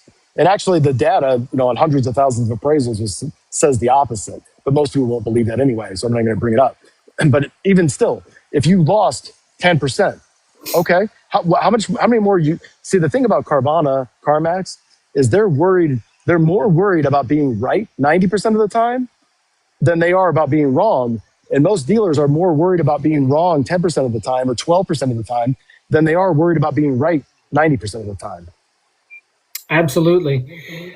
Man, I appreciate you coming up, Raul. Always appreciate you, man. Shoot me a text too. I need to get you as a guest. That's right. See you soon. Oh, All you right, Thanks, Brian. totally brother. need to have him on. Oh, Hey, call me. absolutely. Pretend like you know me next time you're in Chicago. See you. All right, Miss Wendy, I think you're up next, hon. You there? I am here. Can you hear me? This is a Verizon commercial. Awesome. Can you Loud hear and me now? clear. Can you hear me Hey, hey, now? We hey. Yes. got you. I can hear you. So I'm so happy to be here. And thanks for the shout out, Brian. You know, I get so much value out of the conversations. Like there are stages in which there's different groups of people on all things used cars in the morning, right? Or car biz rather. And like the latter part where you and all those and Demetrius and all those guys are on there and you really end up having more time. There's just so much more things we get into it. And I love it. So what I want to talk to you about is, yes, you and I have talked about how people fear AI because they think it's going to replace them. But those of us that are OGs, I mean, I got a couple decades even on you, I think. My first job was at 16 as a night receptionist where my dad was GM when I was in high school, right? And I went to school to be an engineer, but yeah, I kind of got sucked into the car business. So, and here I am, you know, so many moons later. But the point is, I think it's the excitement and never a dull moment. And just every single one of us is batshit crazy, but we all get things done. There are just as many more good ones than there are bad ones, thankfully. But the more I get into like the convention circle and everything else, the more I realize that there's a lot of smoke and mirrors and there's a lot of politics. That said, I'm also trying to watch trends. So I'm going to pivot on you for a minute, Brian, rather than the fear of AI by the humans, because we figured out how we can do that. And thankfully, we're finally at the Year of the Human at a SodaCon. We're finally where people are realizing. I have to tell you guys too, we started a community in Clubhouse almost 3 years ago called The Human Side of AI, because we recognized then that it was always going to be the humans that were going to be the sticky part, that were going to be the glue, that were going to do the auditing and the editing and the onboarding and the personalization and blah, blah, blah. Now enter And the brand handoff. theater and the handoff where that's the most important thing. Brian, April Simmons and Martha Alvarado and I 2-3 years ago already would go to conventions and demo all the AI companies, asking them. And I think even Grace Scott talked to Impel about it one time about having like a BDC council where you could have BDC brains, like they know me as BDC Wendy. So I've been in BDC for a minute. And those of us that know strategy and stuff and that have seen the pivots and when we've had to, I mean, I started my first BDC with legal pads and rulers, right? And Autobase, right? Because 200 of our phone ups got into the CRM when there were actually 600 of them. So the point is, those of us that know and we've had to pivot, same as with like the CDK debacle where they had to start bringing out paper four squares and stuff. If you've been around, you know that the solutions are changing, but the pain points are the same. So so what my question and my topic is, I look at how we're buying up data companies, we're buying up phone tracking systems, the big telephony companies are buying up like whether it's I don't know, call source, or I'm going to throw out the wrong names probably because they want to buy the data. But what gets me is those weren't necessarily good conversations we were recording back then. So you need Or a still human in are the in many mix there, cases. exactly, or even relevant, right? I mean, I've gone into BDCs to revamp them or to launch them, and people are still using 11-year-old proactive dealer solutions playbooks for service BDC. You think anything's changed in service BDC in 11 years? Right? Crazy. So here's the question. I'm seeing a trend where I've even had a couple offers. Large dealer groups and telephony companies now are looking at purchasing the smaller outsourced BDCs that already have the infrastructure, et cetera, as their own centralized BDCs AI companies are looking at BDC companies because they can already build the agentic AI, because the new BDC team is the hybrid team. I've said this a million times too, right? Consisting of agentic AI, AI agents, and humans. You have to have the right one in every role. You have to automate what you can automate, but keep the humans where you need the humans in.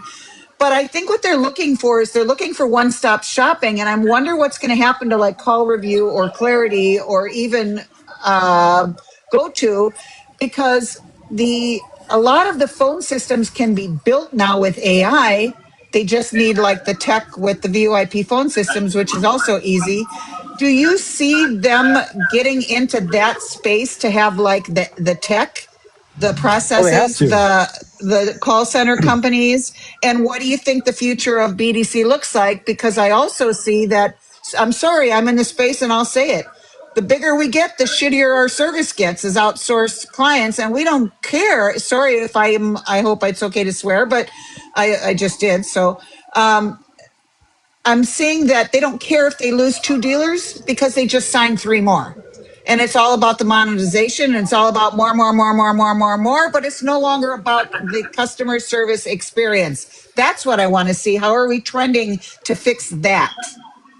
Well, with Claude, with all of it, you can build your own dashboards, and I think it's no different than all the Google Analytics dashboards and just everybody has a dashboard, a sales log, and now that's so commoditized with AI. I think that really Claude dashboards are going to be the next Excel spreadsheet on everybody's computer. You're just going to have, I mean, I'm looking at it from cars.com that we're going to have to start getting data feeds directly to the dealers because they have, the groups are building their own infrastructure and they're building their own, little software widgets anyway. But once all that's done and everybody's got the same thing, it's a level playing field, like what you're talking about. Where I see the rubber meeting the road when I talk to dealers or when I was a dealer, when somebody come in and try to pitch me something, I'm like, okay, that's great. You can show me the problem. How do I fix it? And I think that's the lost art form that's getting lost with all the software and all this AI, is that you're getting information overload and saturated. First, whoever's going to win the race is going to say, this is how you fix it. And then they're for an upcharge fee, they're going to say, and this is how much it costs if you want us to fix it for you. Because and whoever can do that will separate themselves. And maybe it's a combination like what you're saying of there's a software system and then there's somebody else who partners up and solves the problem. But what we're seeing, we got 7,000 Dealer Inspire websites, 20,000 cars.com clients and all the other stuff that we own, Dealer Rater, AccuTrade. When we're talking to dealers, especially with Dealer Rater and these Dealer Inspire websites, if they have 404 errors on their site, if they haven't looked at their specials in a long time, which in service is frequent, and all that stuff is not right, or their Yelp page, which feeds Apple Maps for ChatGPT, which is kind of a big deal. Yelp and what's the other one? Dealer Rater and Reddit are what feeds Apple Maps. Apple Maps is like 45% of all the maps, even though everybody spends all their time on Google Maps or Google Business Profile. Nobody spends a lot of time on Apple Maps or the registration or how to enhance that, or focusing on what feeds into that and the citations. And I want to get into the whole AEO geo thing, on this topic. But if you're not fixing those things, you're not going to show up on Apple Maps, which is a monstrous thing, especially with AI search. So where I'm going with all that is somebody has to fix it. Somebody has to actually when the ball's thrown, somebody has to catch it. And what we're seeing is we're seeing the stress fractures that are not really visible right now. There might be there's a little leak in the roof. It starts pouring when you get an AI assistant. And most of the dealers are like, yeah, we had this AI, whatever, you pick the vendor, and we had to turn it off because it was too much. And it wasn't too much. It's the fact that their systems got exposed and they had to turn it off because it was pissing, it was just getting significantly more efficient at pissing more customers off in a more efficient way. Right. And the advisors sit there swearing at the AI all day long. MK from SparkServe goes in to sit and fix up in service departments and watches guys, some of the big names, and the service advisors are swearing at it all day. And that's exactly what I'm alluding to is I think that we need a BDC. We're going to have to call it something different, obviously, to be the hub that is both keeping an eye on the AI and also the processes, all of it, but also content creation, because as Matt Copley from Horizon calls it, did that Texas car guy, shame on you. Mute yourself. You're burping, dude. Anyway, so yeah, it really distracted me. I'm so sorry. I'll try to get back to it. That's okay. We What I try really to want to get know some is more what do you have people for up here dinner? anyway, But Miss Wendy. no, I'll close it. Yeah. I'll end it really quick here. But what I think, Brian, is that we can't keep everything siloed with all these pieces. We have to have a hub in the dealer group that's going to do the content creation to increase the brand theater, that's going to give you the search results for the Elemental PEO, as Matt calls it, so that the content you have everywhere and what you're putting out there is going to get you the organic results and the answers in the what you talked about. So Citations. and the last question, citations. Thank you. The biggest piece is, how does a little person like myself with a company that doesn't have the financial backing and the investors and everything else, how do you get in? How do you break through a wall to when you're in a position where you can do that and kind of show them, okay, this is how you do it. Here, let me help you. Well, you need that's a very interesting question. You need, there's going to be scoreboards coming out that I've seen some of these that are in the process right now, and it's an agentic relay handoff. So right now, you can't audit an AI company and say, okay, I want to know what percentage of the time what you claim works. What percentage of the time does your AI hallucinate? Because the average is 15%.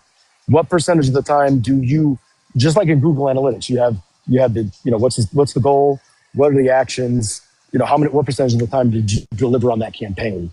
And that same Google Analytics style, you'll see it for agentic handoff, agentic relays, and you'll be able to measure every agent, the service agents, the finance agents, the accounting agents, the warranty admin, sales, inbound, but not just that, SEO agents, AEO agents, GEO that are checking the agencies and basically, guardrails on everything.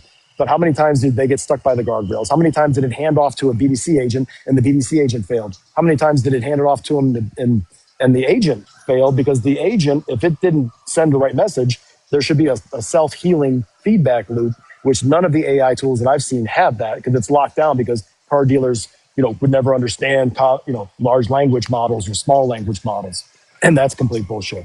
But it's because they don't want to train it to every single dealership yet, because nobody's been calling everybody out. But that's really the thing, is that if you're on an LLM and you have an AI tool, you're trained, it's like a 20 group. You're as good as the worst dealer, and the best dealer is being drugged down by the worst dealer. And you're all in one pool of learning. So you better be on an AI tool that is with a lot of really smart dealers, so that you get lifted up. But that's the problem with all of them now. But if each dealer doesn't have the ability to train it and say, okay, you did this, don't do this again. Like, just like a person, you'll be training all these agents. Now, you only have to train them once, but there has to be, the brand there has to be a brand agent. There has to be the tone. And I mean, there's so much depth to that conversation, Right. but Yep. those scoreboards is how it's going to get managed. That's a whole show. Awesome. That's a whole show. Thank you, Brian. Very Thank you. insightful. Thank you. I don't know how to leave. How do I leave? Do I just, do you kick me out, or do I leave? Yeah, I can help you out there. So, Okay. guys, we appreciate everybody coming up. As we come up, take your time. Let's ask Brian the questions. And as you guys are coming in, be sure to send out those hearts and likes and share this with as many people as we can. We're at 31 viewers now. I want to rock that up as high as we can. Thank you guys for all the gifts. You've been amazing tonight. Brian, thank you for sticking with us so long. Pull the Trigger Auto is next. His name is Chris. He's in Canada. What do you got, brother? You pulled me up. I've been down there moderating for you. I got on the live and I'm like, oh, that's right. I'm one of Jake's moderators. So got to get to work. Where are you at in Canada? I am out in central Alberta. We have Danny on wheels. She's in southern Alberta. So we have two amazing Calgary? Albertans in the live feed here, and we are joined by a bunch of amazing people that are showing their support. Yes. It's a great community that we're a part of. I've been showing appreciation to everyone. I told everyone we are at 50,000 likes. We need to get up to 60,000, but it keeps on deleting it. I'm like, I'm a moderator. I should be able to say whatever I want, right, Anthony? Let's go. Like, if I want to say something, it shouldn't be blocked. I'm a moderator. Right. Thanks, brother. I appreciate you, Mr. Chris. You're rocking right. it down there, man. I love All right. Alberta. I was just up in Calgary, Lake Louise. Awesome. Yeah, it's beautiful. Gorgeous. All right, brother. Next, we've got Nat. What's up, Nat, ladies? you can introduce yourself, ask your question, do what you got to do, brother. I'll keep it quick, man. I've learned just listening. This has been awesome. This has been a great show. Matt Narrative Mirando. entropy. That's a intense thing in the chat down there. What's that? Narrative entropy. That I heard that Narrative recently. entropy. Is that George? Oh, that's Andrea. That's So my heavy name's stuff. Matt Mirando. Today I was a general sales manager for Brandon Mitsubishi. Here in the next 2 days, I'll be taking In over as Tampa? the general manager. Yeah, I know. Yeah, I used to live there. I used to live right, like, not far from there. I'm right down the street from Brad and those guys at Chevy. I'm in a Mitsu store. No, I know that store. That store's that's a huge store. Yeah, I've been here 2 years now. We built this store about a year ago. We were right next to Hyundai, right next to actually renting from the Morgan Group until last year, and then we built our own point. Prior to that, I ran a couple independents, owned my own independent, built small independent from 20 cars to 100 cars, sold it off, and got back into the franchise world. I've been doing something for the last year and perfecting something that I don't believe in, tolerating it to get to this point, and now it's happened. And now I've finally got the opportunity to have the big chair in this store. I'm a little nervous, but I think I got a good handle on it. But the first thing I'm doing is I'm going fully transparent. The way we've done pricing, and my previous GM was doing it, was about 57.88 in ads. So $3,000 worth of discounts, $1,000 for a trade, $1,000 if you finance with us, and $1,000 if you live local. But my internet price obviously was showing with all the discounts, and then a Brandon difference package, $27.88. I'm getting rid of it all. I'm going to go fully transparent. Probably the first thing I'm going to do. I just want to know, you think that's a good idea? That's a heavy, powerful question. I was actually just talking to Brad Wise about this, oddly enough. And so, just for everybody, I don't know how many people are still on this call, but the intersection of the street where he's at has the number 2 Ford store in the country. It has the number 2 or 3 Honda store, all within like a 1 mile blast radius of where you're at, right? Yep. A couple Toyota stores that sell 500, 600 plus cars a month, 700 cars. So it's the 6th most competitive intersection, that Brandon Parkway right off of 75 and before you get to 4. So It's one of the most hyper competitive car markets in the United States, just so everybody knows. And it's all high volume, crazy traffic. And so to do that there is ballsy. I know that when COVID hit, I stopped doing advertising price and payments, and I started advertising simple, fast, and easy. So I'll answer it like this. I don't know if I'd rip the Band-Aid off all at one time. Okay. I would do it in phases because I did it all at one time. I had the wind in my back with COVID, but it was still incredibly hard. And what I didn't anticipate was this. When you're not advertising those addendums that everybody else is, you're going to have to advertise something else. So you're going to have a really solid strategy that you're standing on. And whatever it is, and in a Mitsubishi store, I would make it all about the trade, and I would operate it like a CarMax, and which also means no over allowing, because you'll buy your car versus if they buy it from you or not. But the ability to source, and that's what I've seen in some of the other big Mitsubishi stores that do incredibly well, is they'll sell more used than new because they're buying a lot from consumers, not because they're buying a ton at the auction. They're still going to backfill with certified Mitsubishis, Outlanders, and all that kind of stuff. But I would do a stress test on your website. I would do a stress test. So this is a phenomenal question. More people should be asking this. I would do it. What are people clicking? I would look at what are people clicking on your website the most? What pages they go into? They go into the specials page. What percentage of the customers are you retaining the ads on? When I took over the Toyota store in 2016, we had $5,000 addendums on everything. And I did the math, and we were only holding it like 5% of the time, even though everybody thought it was 80% of the time. No, we just it's weren't. not. So we were doing these wild swings, and our CSI was not good as a result of it. But to pin this down, and it goes back to some of the things I've seen in the comments here. I'll say it like this. I think that, you're 100% on the right track. Everybody's going to have to face this. You're just ahead of everybody else. Brad Wise was talking to me within the last month, and he said, "Hey, man, it's so hyper competitive. I know I'm losing some deals because there's some traffic that's going, because just so everybody knows, in Florida, Texas, there's going to be $5,700 worth of ads that it says are optional, but they're not. It's a whole thing with the FTC. But who's punishing you more than the FTC is Google. And that's what nobody Killing me. realizes. It's the AI. No matter how Yeah. much my 5.6, 4.6 or 4.7, there's still AI overview that shows deceptive practices. And I that's can't it outrun right that. there. Yep. This is such an evolved conversation because nobody is factoring that in that I talk to. I mean, I'll bring it up to people. But so here's what he's talking about for everybody on the call. If your pricing is mismatched and you've got your comments, which most people do in Florida, they have their fees and everything buried at the last 5,000 characters. Maybe the consumer doesn't see it, but Google does. And Google is fact checking. Does your schema, which is the language that, it's the code, the code behind the pictures and everything, which your website's built from, if that text doesn't match exactly what it is, even if you have 60-minute oil changes and you don't deliver 60-minute oil changes, it's checking all the reviews. It's checking Reddit, Dealer Rater, Yelp, all those things. And if there is enough signals down there that this it's an hour or 2 hours, it labels you as not truthful. And with AI overviews, to his point, it's all about trust, transparency. And if you want to show up on AEO, and then GEO is like AEO with a bouncer at the velvet rope, and the bouncer is asking the reviews, should I let this person in? And if your reviews don't justify anything you have on the website, then I would take it off the website immediately.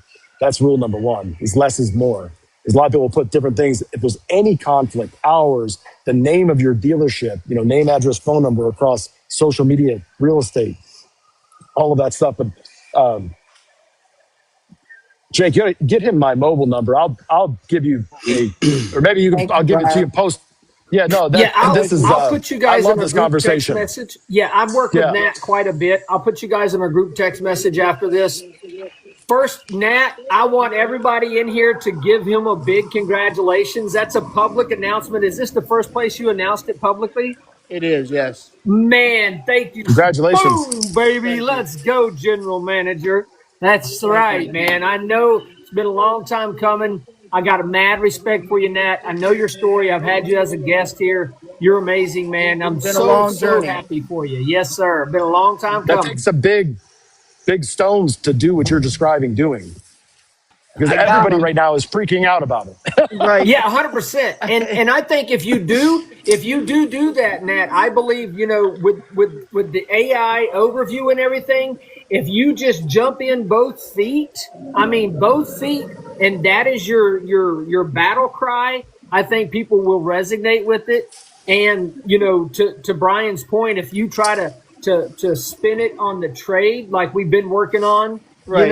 I think you're going to nail it, man. You're going to just crush it down there. I love it. I wanted to do Everybody's going to have to at some point. Yeah, I wanted to get ahead of it. We should have been ahead of this, but just like I should have been on Drive Centric instead of VinSolution. There's a lot of different things that we didn't do that we should have done. But I get an opportunity now and to fix one department at a time.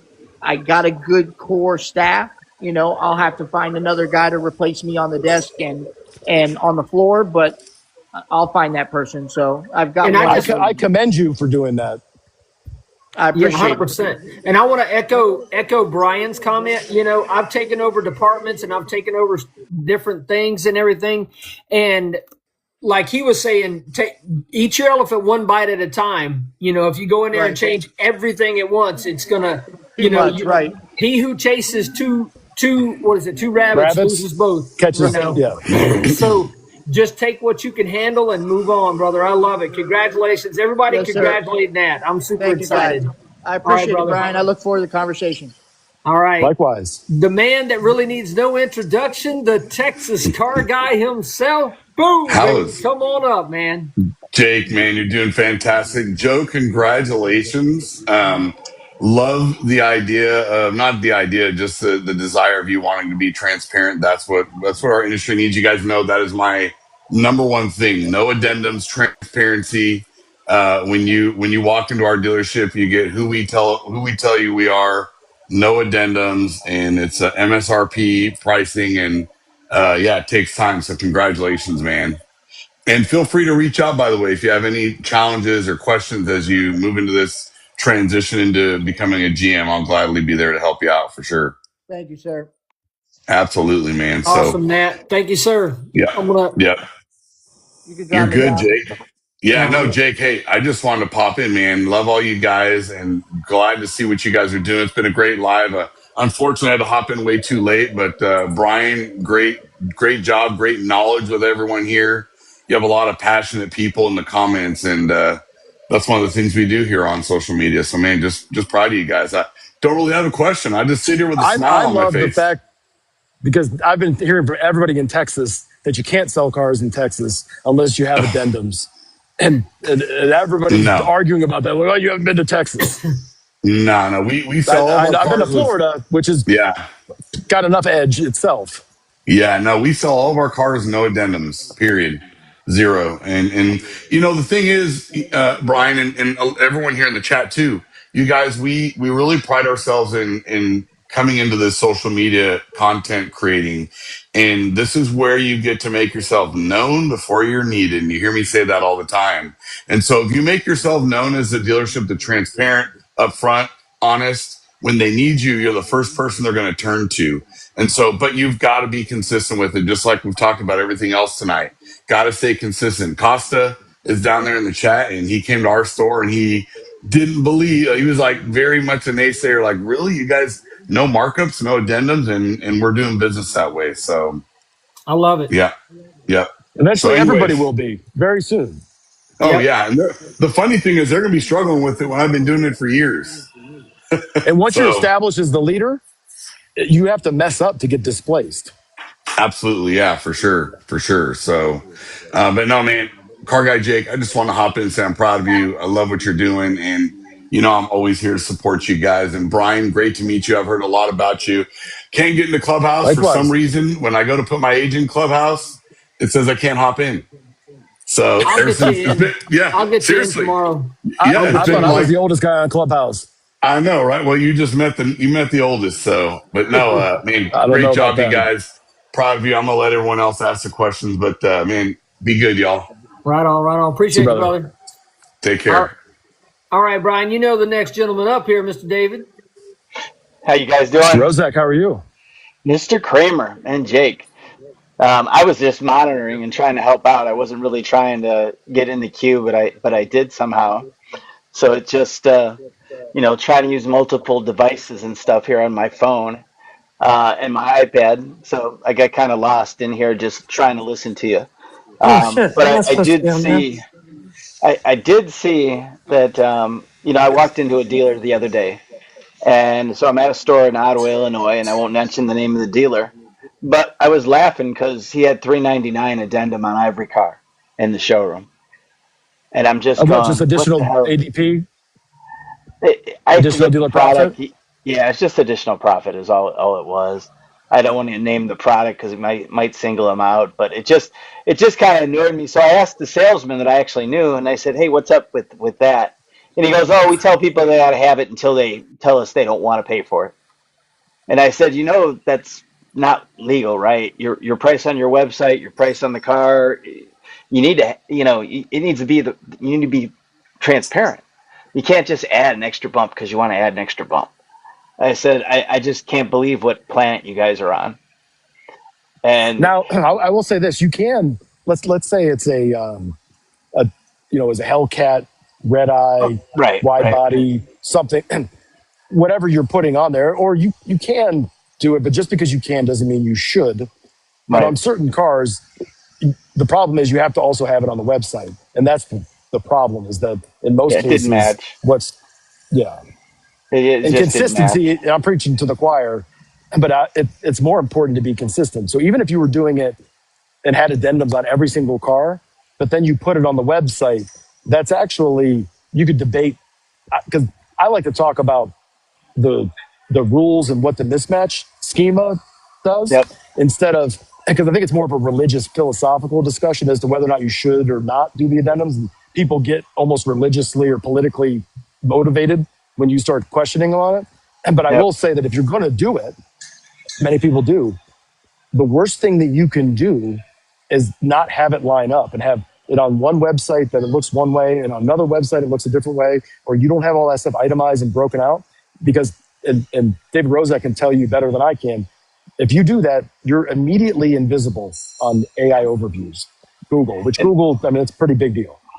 And that's what I was trying to get to them. I'm like, guys, you can't do this. And they're like, oh, well, we just throw it on overlays and other things on our pictures. So that just, it opened up another can of worms because they had overlays with ads on it that they were adding on the cars too. And I'm like, oh man, this is even getting deeper. So should you have overlays or not have overlays? Well, I don't think you should feed any overlays to anything that's like a VLA. I think VLAs tell you not to put overlays on there. But Correct. they had overlays on just their cars.com listings, their Auto Trader listings. So, I mean, you could feed, to different vendor partners, you can feed different, feeds. But I just was looking at it and I'm like, you know what? They're not feeding anything different because I But in went to your their VLAs and I opinion, saw their overlays. should you? No, Does it you add shouldn't. value? I think that sometimes if you want uniqueness, it's fine, but you shouldn't really put it on the first picture.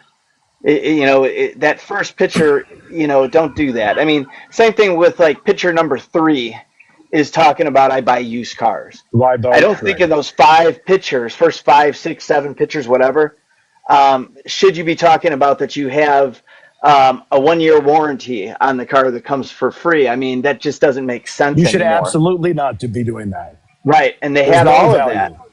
I'm like, why do you guys have these extra things in the first couple pictures? I understand if it's on your website and you get to picture number 27 of 34, and picture number 27 is a picture of your waiting lounge, your customer lounge, and you're talking about you have free loaners.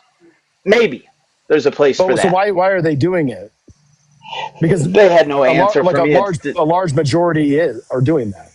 Right, a large majority are doing it, and I'm trying to educate them not to do that.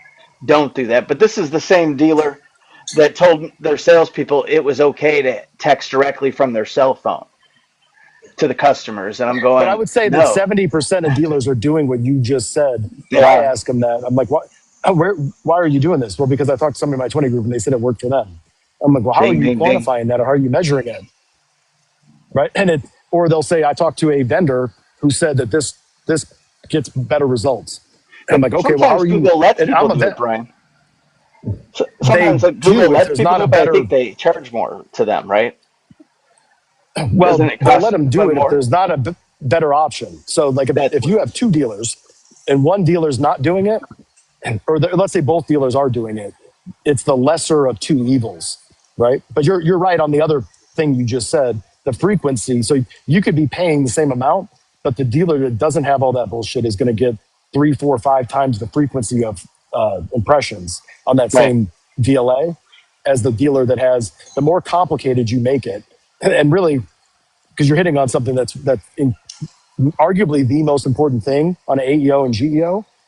And there's a lot of things that are important, but photos and photo quality, I'll just rattle off a couple because most of these are violated by almost every dealer. Yep. You can't use 16:9 ratio. It works for video. It doesn't work for Google Merchant Services. It doesn't work for Bing Ads Manager. It doesn't work for ChatGPT. It doesn't work for Perplexity, Anthropic, Claude, any of them. It has to be a 4:3 ideal, or you could do a 3:2 ratio image. It needs to be, That's it. don't quote me on it's like 2048 by 1280. Not more, not less. 2048 by 1280. And that's how you get to that aspect ratio. Most people don't have that resolution on an image. The first image has to be at a 45-degree angle. Like David's saying, no overlay is ideal. And the second photo, and there is a defined sequence that all of these AI companies are looking for, which they don't really share. I don't know why, but it's supposed to be a 45-degree angle of the front, side image, 45, not what anybody does in the auto industry, just FYI. and then I it's got supposed to that have a. playbook from Valerie Citro Geraci years ago on just the frequency of what photos get clicked on and just what angle they were on. And at first, as a used car manager, I'm going, well, I don't think I ever really paid attention to that, Val. And as my cars.com rep, she's like, no, here, let me give you the list. She goes, and this is the way to educate your photographer to do it at.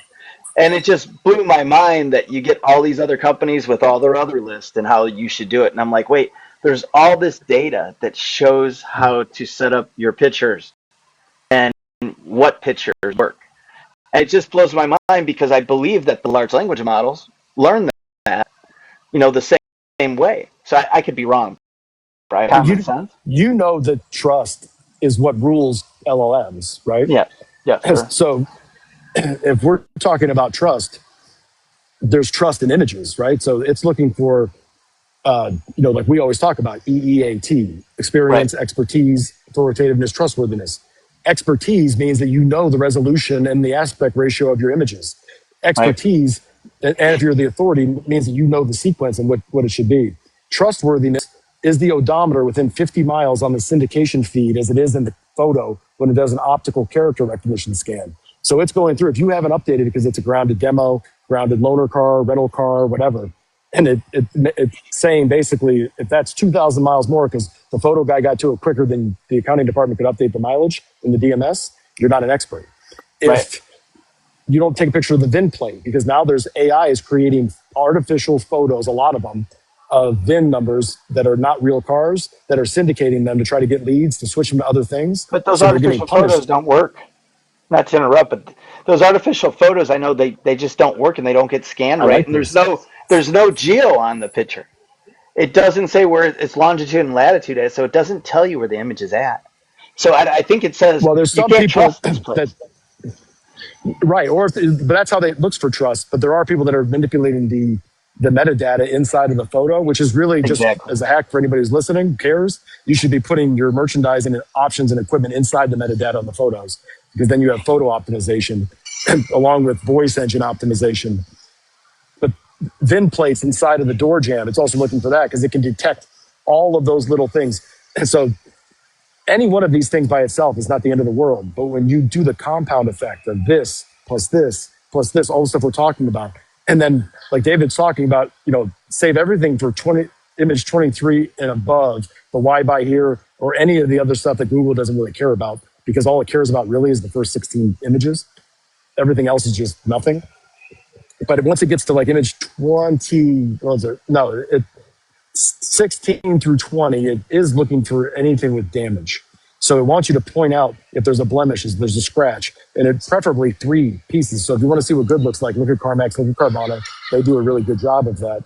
And that will give you a 30 to 40% increase in VDPs per VIN by pointing that out because it determines that's going to be a better experience and you're more of an expert because you're being more transparent, more trust, like what David's talking about. But you're not confusing the large language models.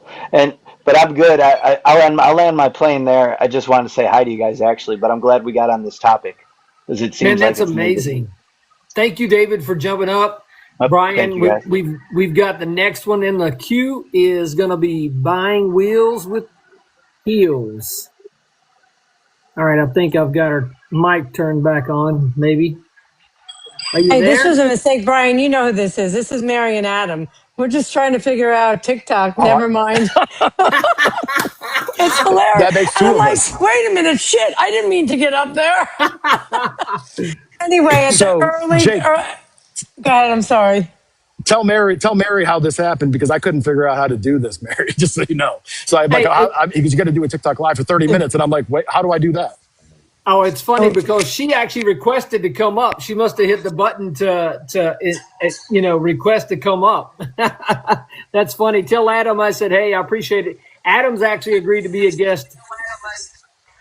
Oh, you should definitely have him on here. 100%, I man. could, He's amazing.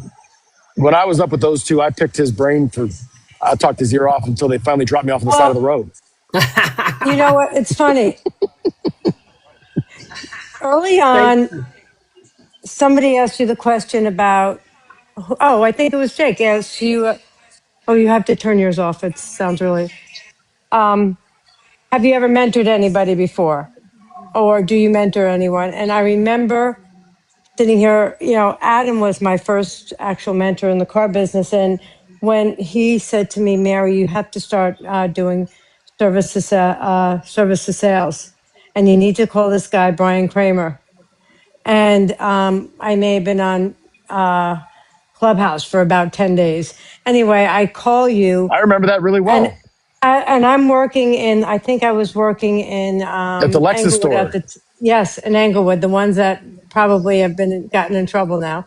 But in any event, and you spent a lot of time with me on the phone, and you talked me through it, and you said you can call me anytime.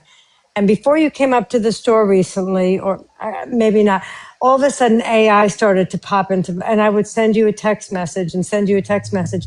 And then when we started our buying center, I would ask you more questions. And I'm telling you, there wasn't an hour that went by before you answered my text message or call. So yes, you are a mentor to people, and especially in the morning. And I really appreciate it. And we're still going to figure out how to use this thing. No, I It was appreciate great. you. You're like me. We're You're a so student glad. of the game. This is way, well, you know what? I have to remain teachable for sure. And this is way past my bedtime. And this has been awesome.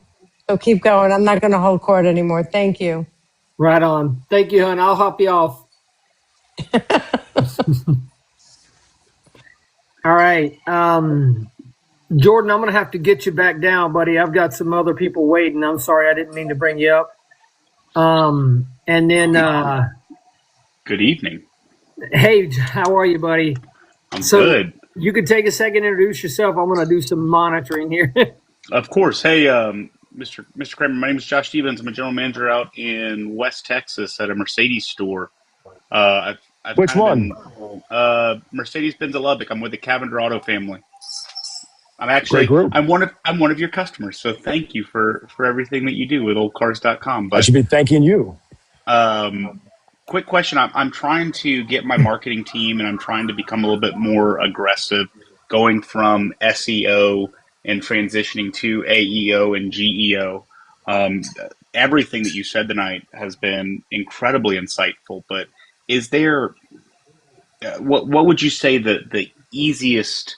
Let's not say that. Don't want to take the easy route. Right, What is the that's most what is the most effective way to transition my marketing team to really focus away from SEO and get into the AEO and the GEO that I know is there, but I'm invisible. dragging them down a path versus them wanting to run it with me. Jake, you get some really heavy questions here tonight. Hey guys, I love it, man. You're amazing for doing this, Brian. While you collect your thoughts for just a second, I'm going to remind everybody, if you don't know who I am Car Guy Jake. I do a live every Monday night at 8 Central Standard Time. It's Talkin Cars with Car Guy Jake. We have phenomenal people in the car business that we interview, and then we actually, in the after party, will allow people to come up and ask their questions and be with them. So, guys, if you're not already following me, follow me. I'm Car Guy Jake. Follow Brian Kramer and everybody in here. Share this out, and let's see if we can get those likes up to 100,000 likes before the end of this show, guys. Brian, anytime you need to hop off, man, thank you. You can just let us know. Thank you so much. I'm on the West Coast now, so right on. Go ahead, brother. I'm actually learning a lot myself through these questions. Man, I love it's stretching my mind out. I love this. So let me think about the way to chunk this down. And so I deal with this even at cars.com, right? Everybody, the same people, the SEO and the SEM teams that put the newspaper out of business are defending why SEO is still relevant, because 100%. It's uncomfortable to learn AEO and it's uncomfortable to learn GEO and citation. And so I think just kind of like with talking to somebody in fixed ops, like Jake, that's coming from fixed ops in sales, I think analogies and comparisons are the best way to do it. So I would say that when you've got somebody, it's kind of like when internet BDCs came out or AccuTrade as we're launching it around the country. Everyone's like, "Oh, are you trying to replace me?" No, it's actually quite the opposite. It's a tool. And I think it's the same thing here. but not everybody looks at it like that, right? Mm. So that's how agencies, marketing directors, everybody who's done something so long that they become an expert at what they do with SEO. So now you're bringing in AEO where they're not the expert anymore, and they don't like that, and they want to amplify SEO even more, and they want to lean harder into what their comfort zone is, because when you take them out of the comfort zone without quantifiable data that says that they should do it, they don't have Google Analytics for AEO right now. Zero click searches. I mean, there's ways around it, but and GEO. So until they see the data, or they're at some conference where we're like, okay, this is the new way, whatever, it's tough for them to see. So the first place I would start with is I would start asking them questions, so that you take them on a self-guided discovery tour, and then ask them, how do I measure citation share by surface? And that's the equivalent of SERP, or search engine results pages. So in their world, that they Google something, which right now is 30% of the searches, FYI, just really on the call. And of all the Google searches, 60 to 70% of all the Google searches are now AI overviews, which is supposed to be 80% in 2 months. And so AI overviews, for everybody that doesn't know, well, I'm sure everybody's seen it, but it's a zero-click search. So there's only one answer. So it's not like with SEO where there's, page 1, page 2. In this new world, if you're not the answer, you might as well be on page 2, because nobody's clicking there. And there is no other answer. So the question is, how can you show up in 75% of all those searches? And how can you be the answer that's cited, right? So there's a few different ways that that's determined. You want to go through, at least in your town, it gets really hyper localized in this new world. So you want to go after Lubbock, and then you want to go after whatever the surrounding 2 or 3 markets are. And I would start asking Perplexity, Claude, ChatGPT, and what are the top 25 queries for each department? New car sales, used car sales, F&I, service, parts, body shop if you have one, Sprinter, fleet. Do you have a rental car page? I would be asking, well, bear with me for a second here. You want to build out your FAQ pages. In 2 to 3 years, websites will be like batteries for LLMs. They won't be the way that you're looking at them today. People will be measuring, what's my citation share by surface percentage? It won't be, what's my ranking? Am I top 3, 4, 5 in terms of search engine results? That's no longer. It's what's my coverage? And nobody's going to be at 100%. So am I at 50%, 60%, 75% is where you want to be in terms of citation queries. Citations are being drawn from Dealer Rater. They're being from Yelp, Heavyweights, Reddit, Reddit in a big way. You want to have a Reddit profile for your dealership. Yeah, and that's also by the way, by far the best place to recruit technicians. That's where they all are. Everybody's been wondering, they used to be on Craigslist years ago. They're all on Reddit. And you got to get into the forums that are, you have to have some tenure on Reddit, because a lot of them, if you haven't been on there for 6 months, they won't let you in these groups. So BBB, Nextdoor app, those are all the things that it's citing. You want to get, there's so much to, they could do a whole show on that question alone. On just this, yeah. I'm going to have Brian back so a few times. Yeah, that's kind of what I know, that there's conversations that we're missing. I know that there's opportunities that are out there. I'm a very small store. I've been blessed to kind of grow it minutely, but I'm ready to kind of go to that next, like we all are, right? That's why we're in these rooms at 9, 10 o'clock at night. We're trying to expand our wealth of knowledge. Where's the closest Mercedes store to you? My competitor is my sister store in Midland, so 2 hours south of me. So but we're kind of one entity. So Dallas is my biggest market, and Dallas pumps into the West Texas region regularly. But you've got some powerhouses in Dallas. You've got your Park Places. You've got you just got those monsters. Park Place, NBA Viewing. Yeah. NBA Fort Worth. There's just so many that are Plano's huge. Plano's a monster. McKinney, NBA McKinney. Grapevine. They're all over.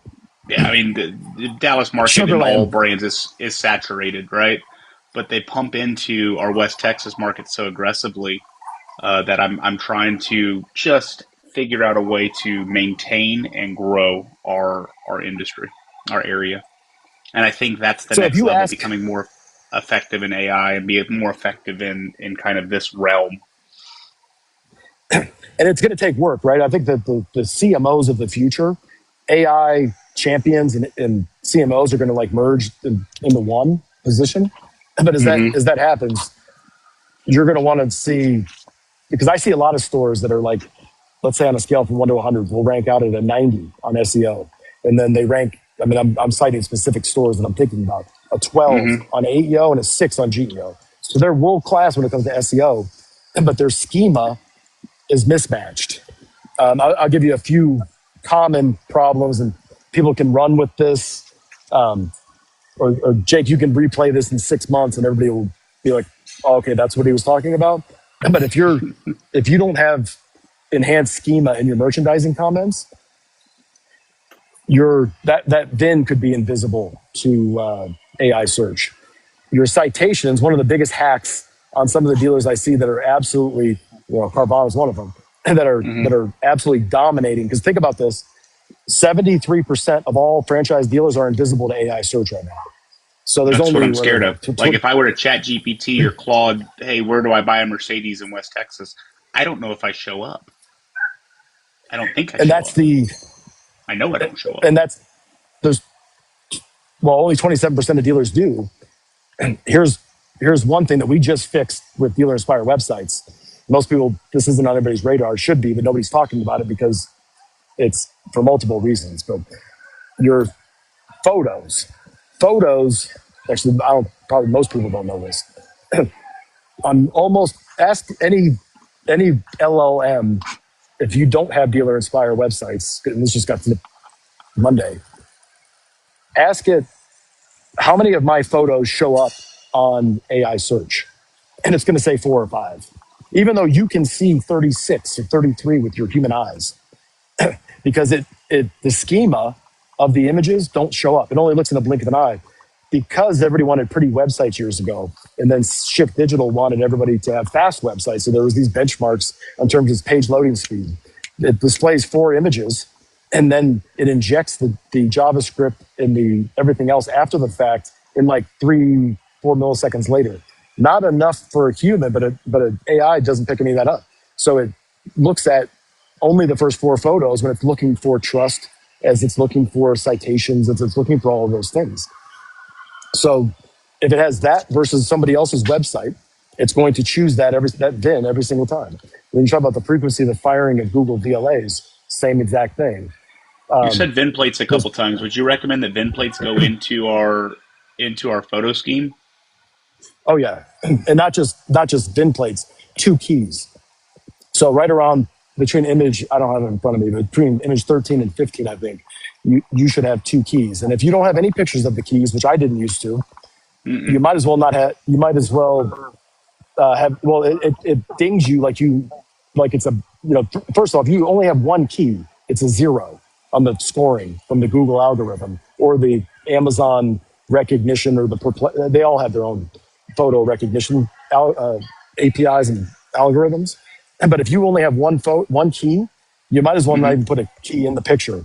You're better off paying. It depends on, if you at a Mercedes store, maybe it doesn't pencil out, but probably still does. Yeah, to At certify them, I have to have 450, 2 keys. Yeah, just at least on pre-owned and new cars, everything. Yeah, 2 keys. but Fair. on the regular pre-owned that aren't having a off-brand BMW, Porsche, whatever, 1 key, you lose about $450 in SEO relevance or AEO relevance. So it pays to to buy the keys anyway, because now Hmm. you go back to EEAT, better experience. You're an expert. You're the authority. You're more trustworthy. When you hit all of those things and your competitor doesn't, you show. That's the cheat code to show up in every citation. EEAT. So if you hit 3, your competitor hits 2, they will choose you. If you hit 4, they hit 3. If you hit 4, now it's going to start going to reputation. It's going to start, going to, now if it doesn't see it on Reddit and Dealer Rater, now it's hitting Yelp. And there's a decision tree. Each one's different. Chat GPT versus Perplexity versus, Gemini. But Mm-hmm. Gemini is going to skew more towards Google reviews. Obviously, it's going to look to see what things say on YouTube and all Google entities, and then it's going to fan out. And if you talk about ChatGPT, Google isn't an ingredient in that. It's like the 12th most important thing. It searches all these other things first. So it's critically important that you know what's what.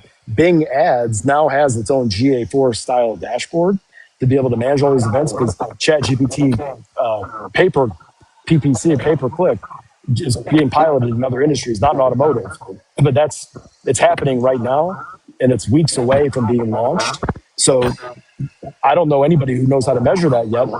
I know we're doing it on our side of cars.com, but that's the next evolution, is taking all of those dashboards, GA4, Google Merchant Center, Google Search Console, Bing Ads, ChatGPT's dashboard, all of that stuff, plus reviews, and bringing them all in. It's like AEO is a lot easier than GEO, because AEO is just, are you cited? Do you have the answer?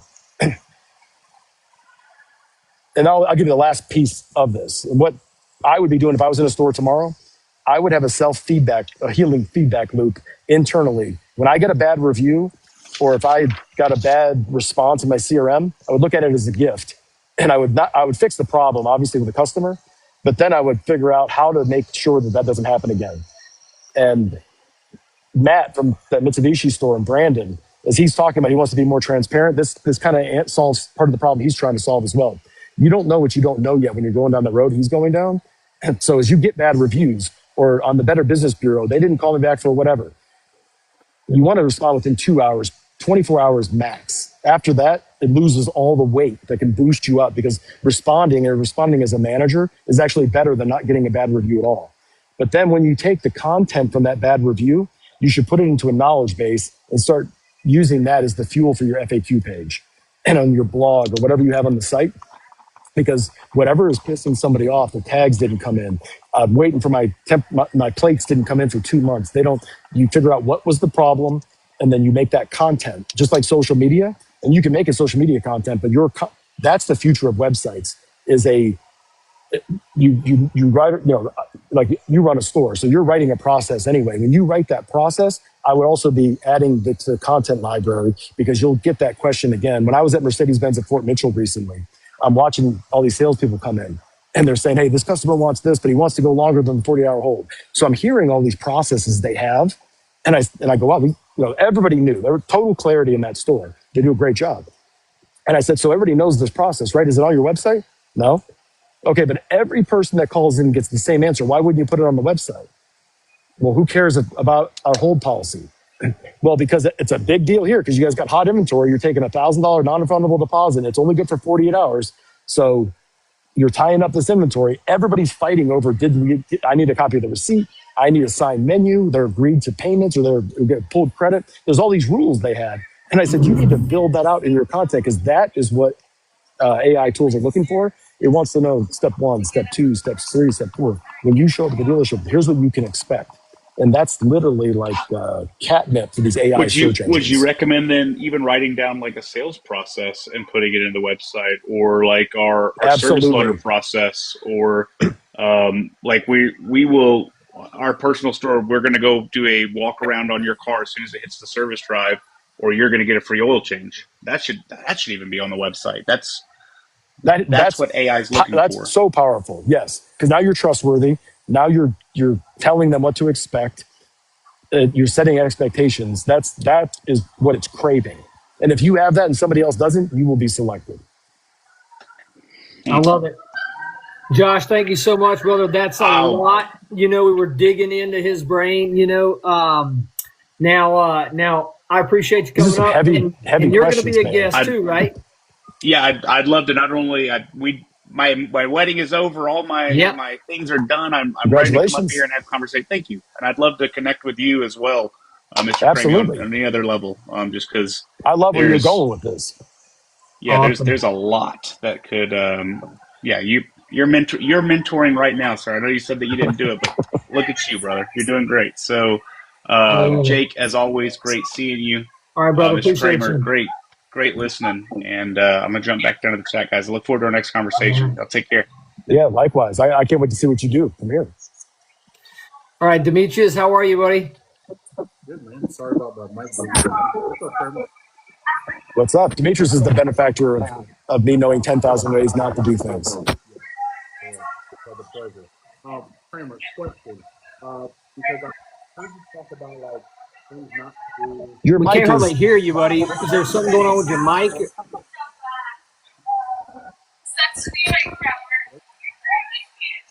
We can barely hear you, buddy. Hold on a second. I'm going to drop you down and then pick you right back up, okay?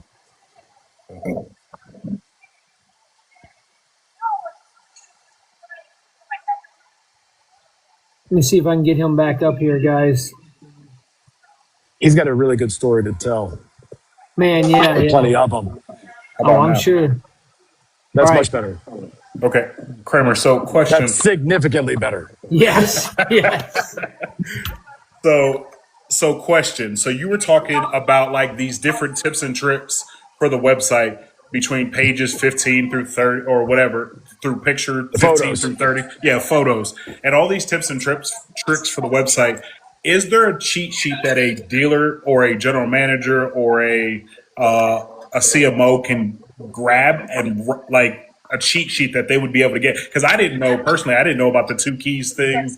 I didn't know about a lot of these nuggets that you were dropping. And I feel like somebody out there is going, where can I get this information? Is there a list that I can grab and know? Or is this like a proprietary Google?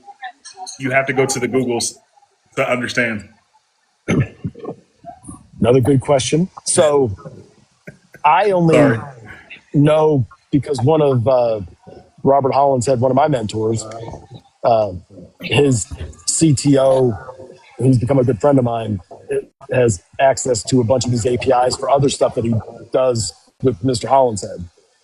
And so I see on these APIs what it's looking for, what it's checking. You know, like some of these APIs are $2,500 to $5,000 a month to get the feeds on these things. So not everybody has them. But when you see them, it's one of these things. You know, like I don't think I'm going to be home until early June. I was in Miami. I'm going to be on the road for a while, so I'm trying to get the book that Robert and I wrote called the Best End User, and so it's done.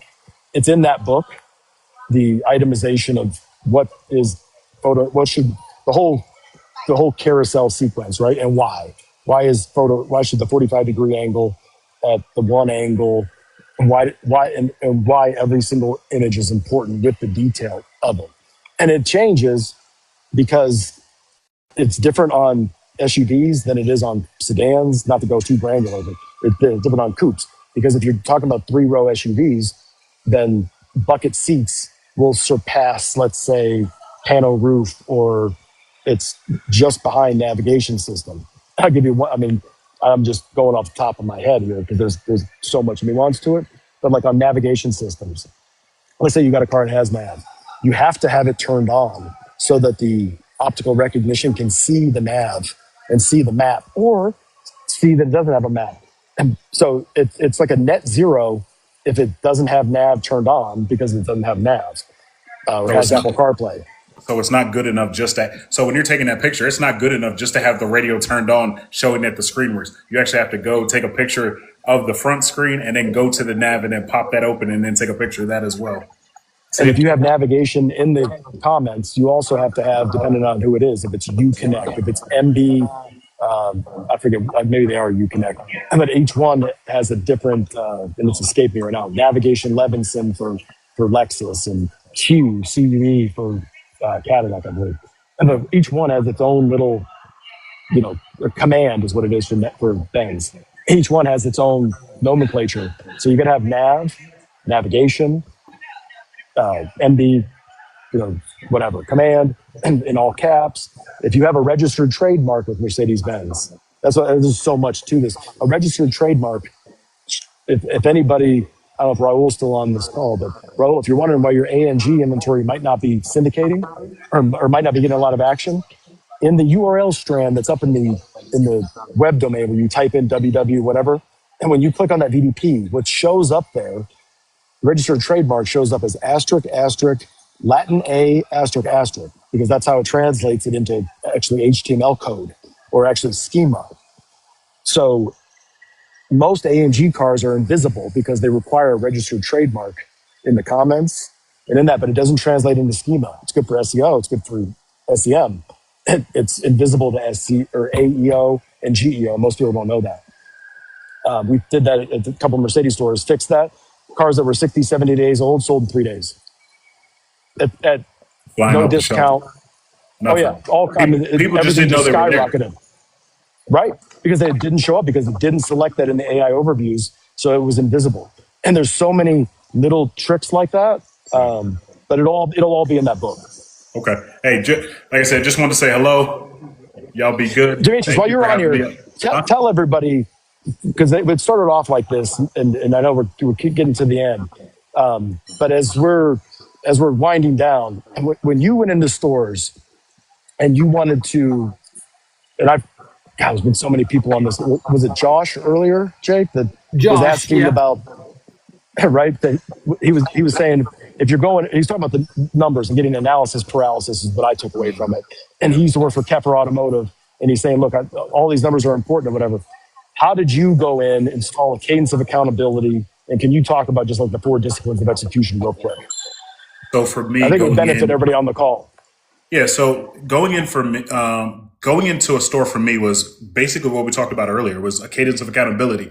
But all the numbers are great, but if you don't know what you're reading and then knowing the lever to pull from that read, right? So we'll use something simple. I have low appointment show rate, right?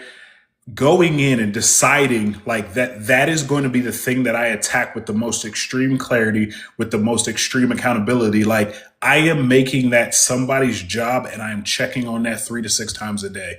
I am making sure that is ingrained. That becomes a natural part of like breathing for people when they're going and they're operating a store. They have to figure out like what their KPIs are that matter, that drive the actions that they want to see. Then they have to be doggedly relentless every single day, because really what's happening when you go in and take over another store is somebody's waiting for you to stop checking.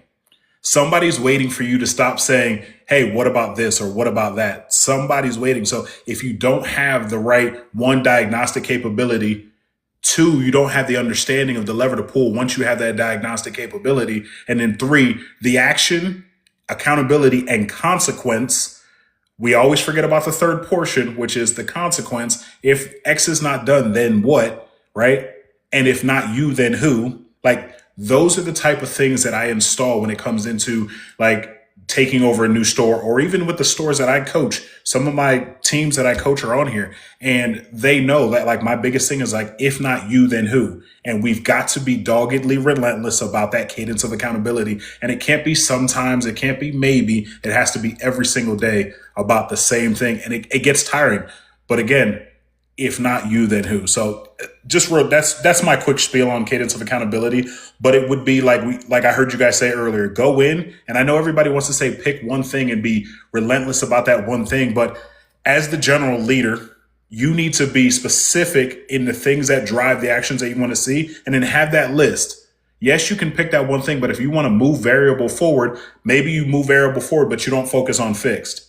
Or maybe you focus on fixed, but you don't try and do variable at the exact same time. But I wouldn't say like we're going to focus on the show rate and that's the only thing we're going to focus on. Your job as you ascend throughout the ranks is to get paid for what you know and how to enact what you know, not necessarily to pull every single lever by yourself. And that's what most people get stuck doing, is they try and pull every single lever themselves and get every action done by themselves. No, you need to, hey, this is the way we're going to do business. Then you need to hold people accountable to their lane of the business. And from there, that's how you really install cadence of accountability throughout a dealership. Pick one department, not one thing, but one department at a time, and run full speed at that thing. And then once you got that thing humming the way you want it to go, and you got people doing and saying and acting and repeating and sounding like you when you're not around, that's when you've got it. Then you can go to the next department. But it's one of those things where it's dogged, relentless every single day. But again, cadence of accountability, but more importantly, what's the consequence to not adhering to what we said we were all going to do when we were in that room and agreed to it. That ties in, Jake, to what Matt was asking about from Brandon Mitsubishi. Yeah, I love it, brother. I love it. Yeah, and maybe I think I got your number. If not, shoot me a text. I want to get you guys together too. So if y'all didn't catch it, Brian put the name of his book in the chat. It's That's the not best coming out till end this summer. user, and it's not coming out until this summer. You know, I'm going to ask for an autographed copy personally. Maybe when it comes out, you can hop back on with me. You know, so but thanks so much for coming up, brother. Appreciate the questions. I'm going to let some more people Have a up. great night. I know you too, man. See you, I got Demetrius. car guy Connor coming up. He's Guys from Canada. Yeah, he's another guy in Canada. He's only been selling cars for a few months. Switched over from an auto tech. I know him. He's been on a few of my lives. Connor, are you there, buddy? Yes, sir. I just want to thank you for bringing me up first and foremost. This is a excellent opportunity. I'm a little starstruck at the moment. Well, come on out, buddy. Let's get that camera on. Let's get rolling. You got some Alrighty. questions or anything you'd Connor, like where to are you ask? at in Canada? I'm from Saskatoon, Saskatchewan, and so I work at a local GM store. We're actually the biggest in our province, so it's been a really good opportunity to start out in the industry. I have a quick question for you. I'm going to keep it short and simple. As somebody, I've been doing this for 4 months. I really love it. What's something that I can do as someone who's starting out their career to kind of stand out from the other 99% of salesmen? Well, as terrible as this is going to sound, and simple as it's going to sound, is just do what you say you're going to do, because the majority of your competitors won't. Mm-hmm. And if you follow through, and you know, I always call it just making a promise and keeping a promise, and not overcommitting, and not, you know, I still do it to this day as a vendor. When somebody, you know, thinks that AccuTrade is going to fix all their problems, or Dealer Inspire website is going to be totally different, I tell them, look, there's no perfect situation. There's no perfect solution. Here's the pros and here's the cons, but you got to make your own decision. And I guess that's kind of selling. I mean, I used to strong close people and try to get to a point where you can be so persuasive, you can get people to do things they shouldn't do. And I think it takes a lot of self-discipline not to do that, and to do things the right way, because that's like a marathon, right? You're not going to burn out, and you're not going to burn your customers out, and you're not going to get a reputation, especially if you're in a smaller market. Your word is everything. And I think that for me, what I see the best of the best across the country do is, you know, Jake's a great example. If somebody calls him up, he's going to call them back. They're not going to sit in his voicemail for 3 days. And they're not going to, and just all those little things are what makes the big impact. That's my 2 cents. Yeah, I would 100% agree with Brian. And the other thing, something I learned in the car business very, very quickly, was that most car sales professionals, or most car salesmen, are not going to do the work. Okay, they're going to lay on their phone. They're going to expect somebody to walk in and just give them a pile of money. But if you are willing to put in the work, you will get the results. If you follow your purpose, my purpose is to help people, and my results work themselves out that way. But if you're willing to put in the work, if you constantly go to your BDCs, if you constantly go to your managers, if you don't know what you're looking for, talk to them and say, hey, look, I need an opportunity to try to sell a car.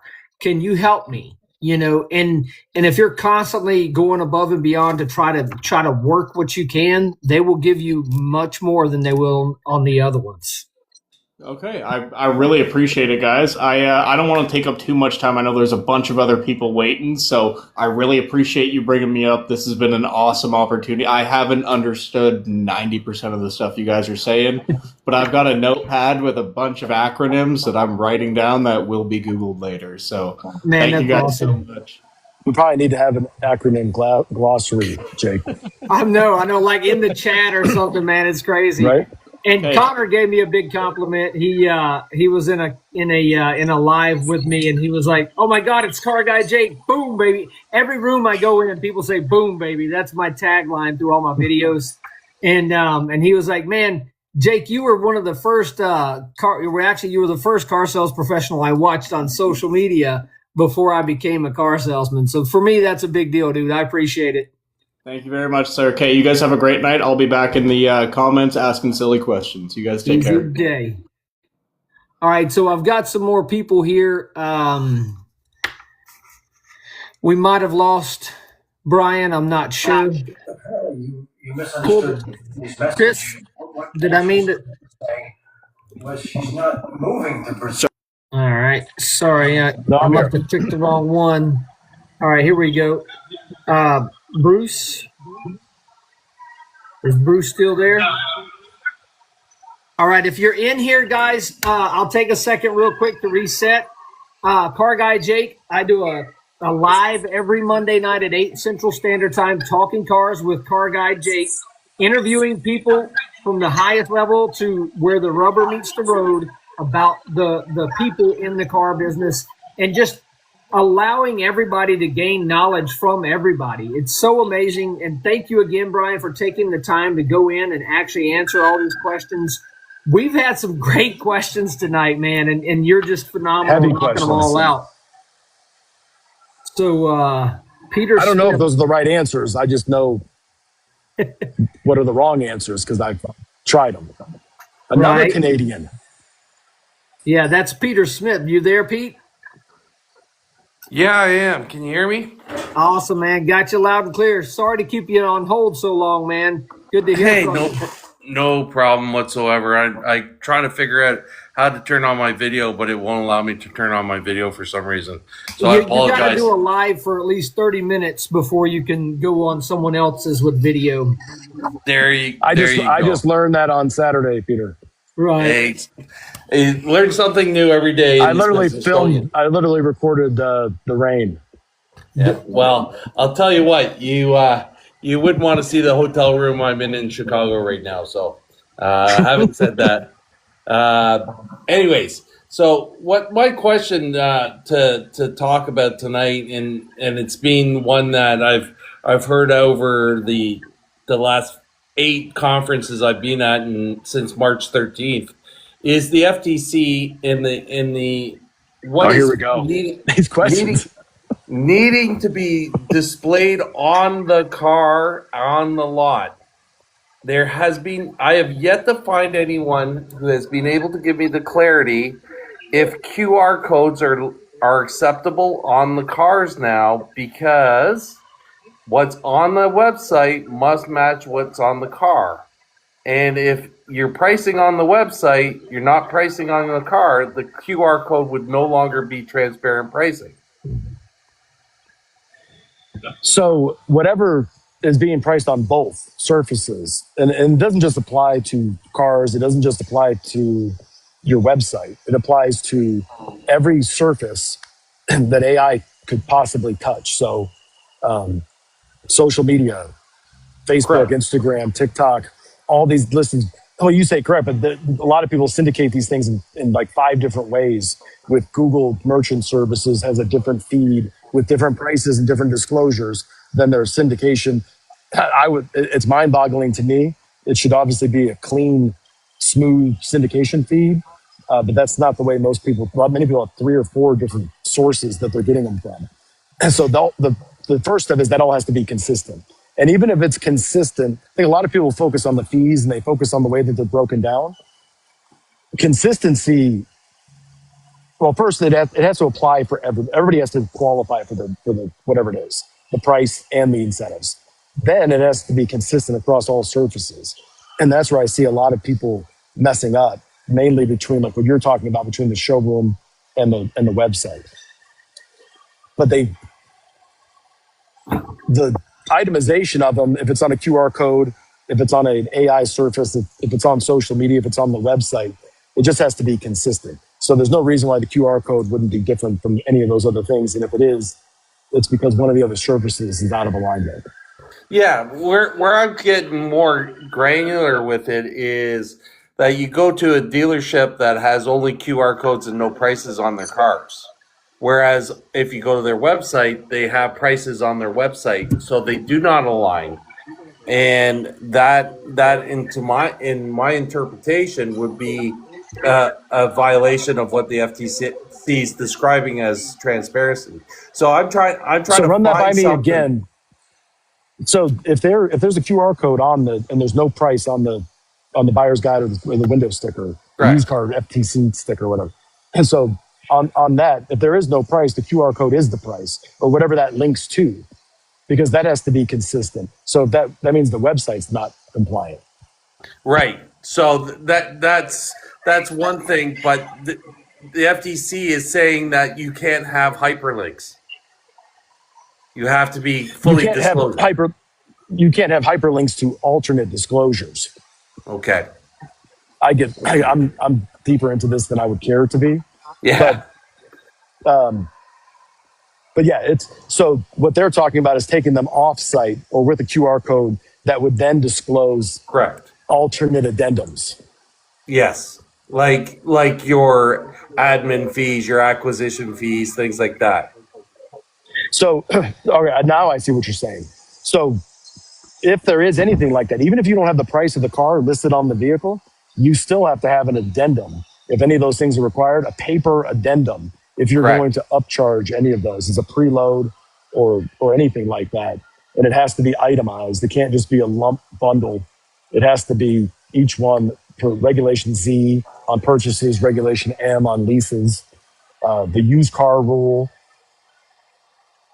I think those are the three big ones in terms of disclosure on that. So the reason why I'm saying that is I've been to probably 50 dealerships since the last 2 weeks, and not one of them's compliant on their cars. And given the amount of fines that are capable of being paid out, it's astronomical why they haven't addressed them yet. Well, I think there's a couple reasons. I talk to dealers. I probably talk about this more than anything with dealers, and I get two different schools of thought. I get either the guys like Matt that are talking about, hey, I'm ready to make the leap, which is the exception, and I want to, especially him in Brandon on Adamo Drive at a Mitsubishi store. I mean, you and I were at that Chevrolet store together. That's a busy intersection. That's hyper competitive. For him to do that is still racking my brain, but because that's really bold. But everybody is waiting for, like Brad Wise was, right? Well, when's this guy going to do it? And when's this guy going to do it? And that's what they're all holding out for, because they know it's kind of like the story of the bear in the woods. I don't have to outrun the bear. I just have to outrun you. And I think that's how a lot of people are looking at this. Yep. And what they really should be looking at, and everybody is fixated on the FTC.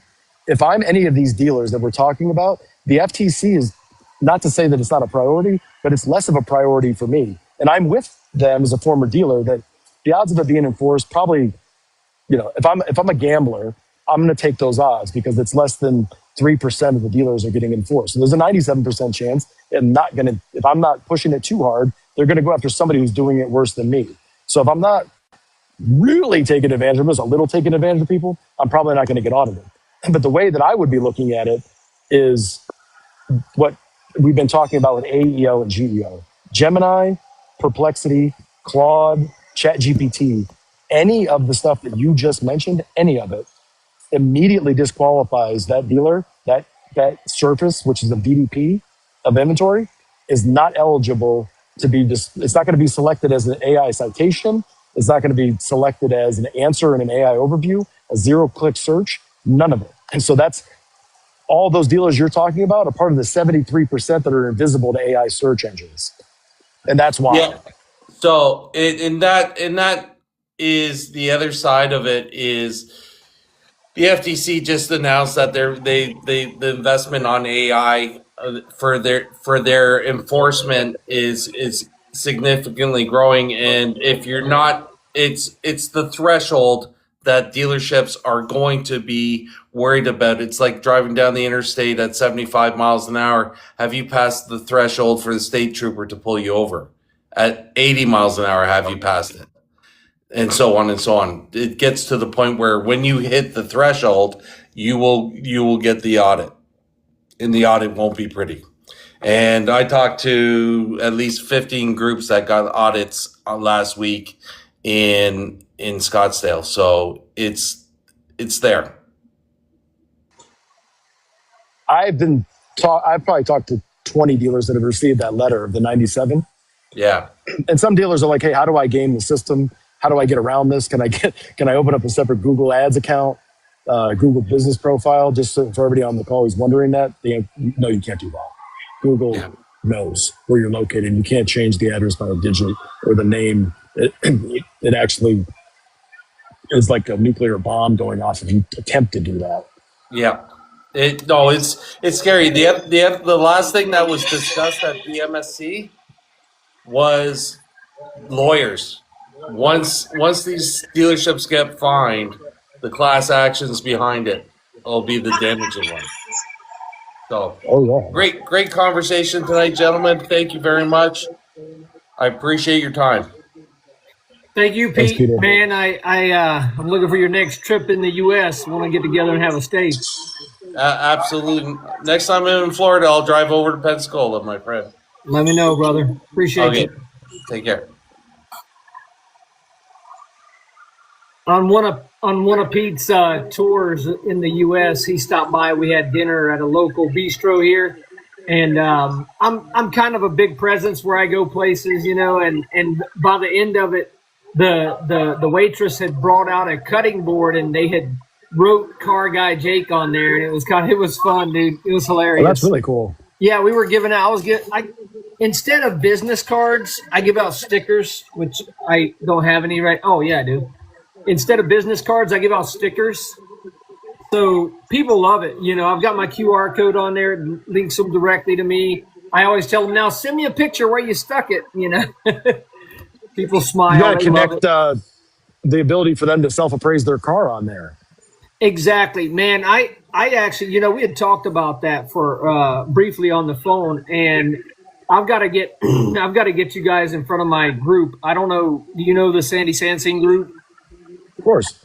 Yeah. I don't know what I've got to do, man, but after our discussion, I wish I had that tool today.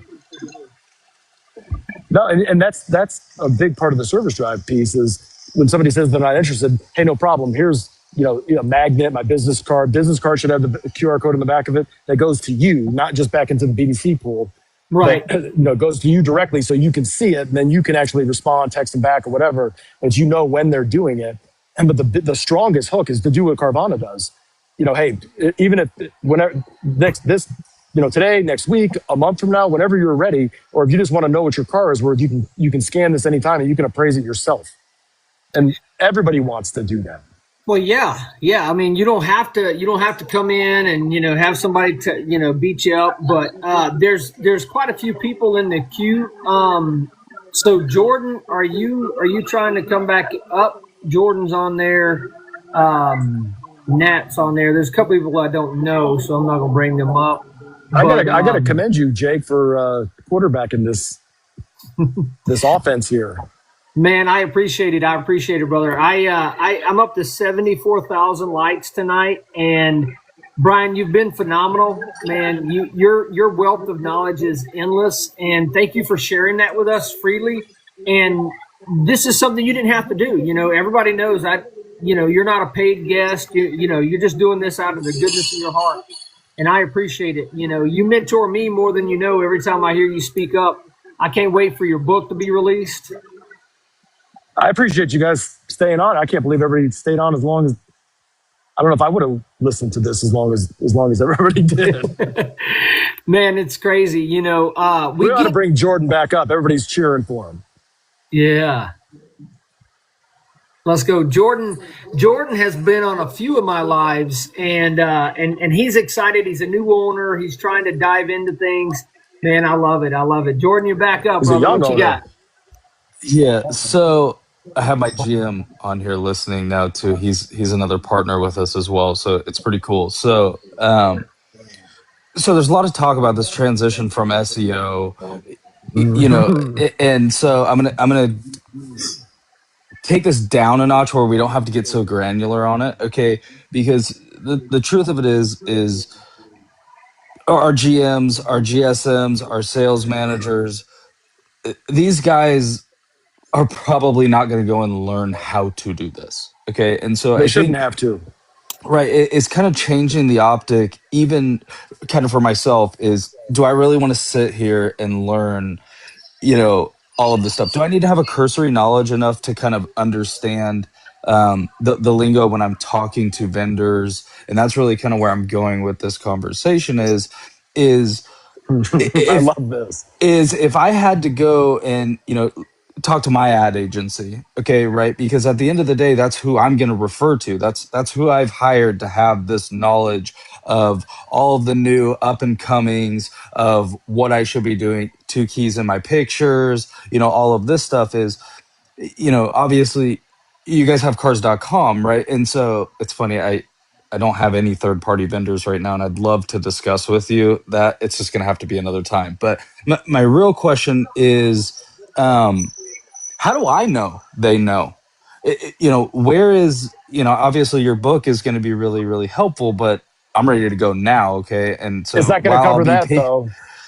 yeah. Okay. So what do I do? How do I know that these guys know, other than going to NADA and just, talking to all the vendors myself, but then I have to be out of the store for, But how do you know they know? With all the shiny objects, there's a lot of vaporware at right. NADA. There's a lot of bullshit artists. Right. And so that's what I'm trying to figure out is for us guys that, especially like myself, I'll be the first to tell you, I'm new. Okay. Yeah, I've got some cool experience and I got the little stripe next to my arm or whatever that says owner and stuff, but I'm still learning just as much as my Greenpeace salesperson is. It's just in a different level. So what's your recommendation other than just sitting hours on Google looking for trends? Damn, Jake, you bringing these guys on with like these nuclear questions. Let's go. So yeah, this is the stuff I always wonder why people don't ask these questions on Clubhouse in the mornings. Oh, I Because know. I this is the know. stuff I wonder about, and these are hard. Yeah, very hard. And here's the other thing, Jordan, because how many cars is the store you own now? How many are you selling? We're averaging 150, 165. I'm in Anderson, South Okay, that's still big. Carolina, just south of Greenville. I'm right between Charlotte's market and Atlanta's market. I'm an hour and a half from each. So that's still a good sized store. So you have a management team and you've got, I was thinking it was going to be smaller than that, because I know that when I was in smaller stores, you're doing everything. But even still, you've got to worry about turnover, recruiting as you're growing, you're trying to source used car inventory and and all the things, recon and keep the cost down and source cars from consumers and just all the shit, right? Upset customers, upset employees, and you're firefighting all day long. You don't have time to do this, right? And to worry Right. about AEO, GEO. You should be able to trust your agency. You should be able to trust your vendors. And the the honest answer is, I think Dave Rozek might have mentioned it by now, is that even in many cases we don't know the answers to these questions, right? Because I do stay up till God knows when and don't sleep that much because I'm just curious and I'm trying to figure it out. When people ask me questions like this, I want to know the answers. So I'll answer it in the simplest way that I can, that specific question. And so you want to focus on, I would say, if you're going to measure something, you want to ask your agency, okay, I need you to tell me, how are we doing on SEO? How are we doing on AEO? And how are we doing on GEO? Search engine optimization, answer engine optimization, generative engine optimization. And first you want to make sure that whoever you're talking to or whoever's handling your marketing knows the difference. Because I can tell you that I had an agency back in the 2006, 2007 era when I was starting to shift everything over to autotradercars.com and Edmunds. And everybody laughed me out of the room because I pulled out of the newspaper. And they're like, oh my God, shortest career of a GM in history. But I said, I want to be able to quantify this and I want the data.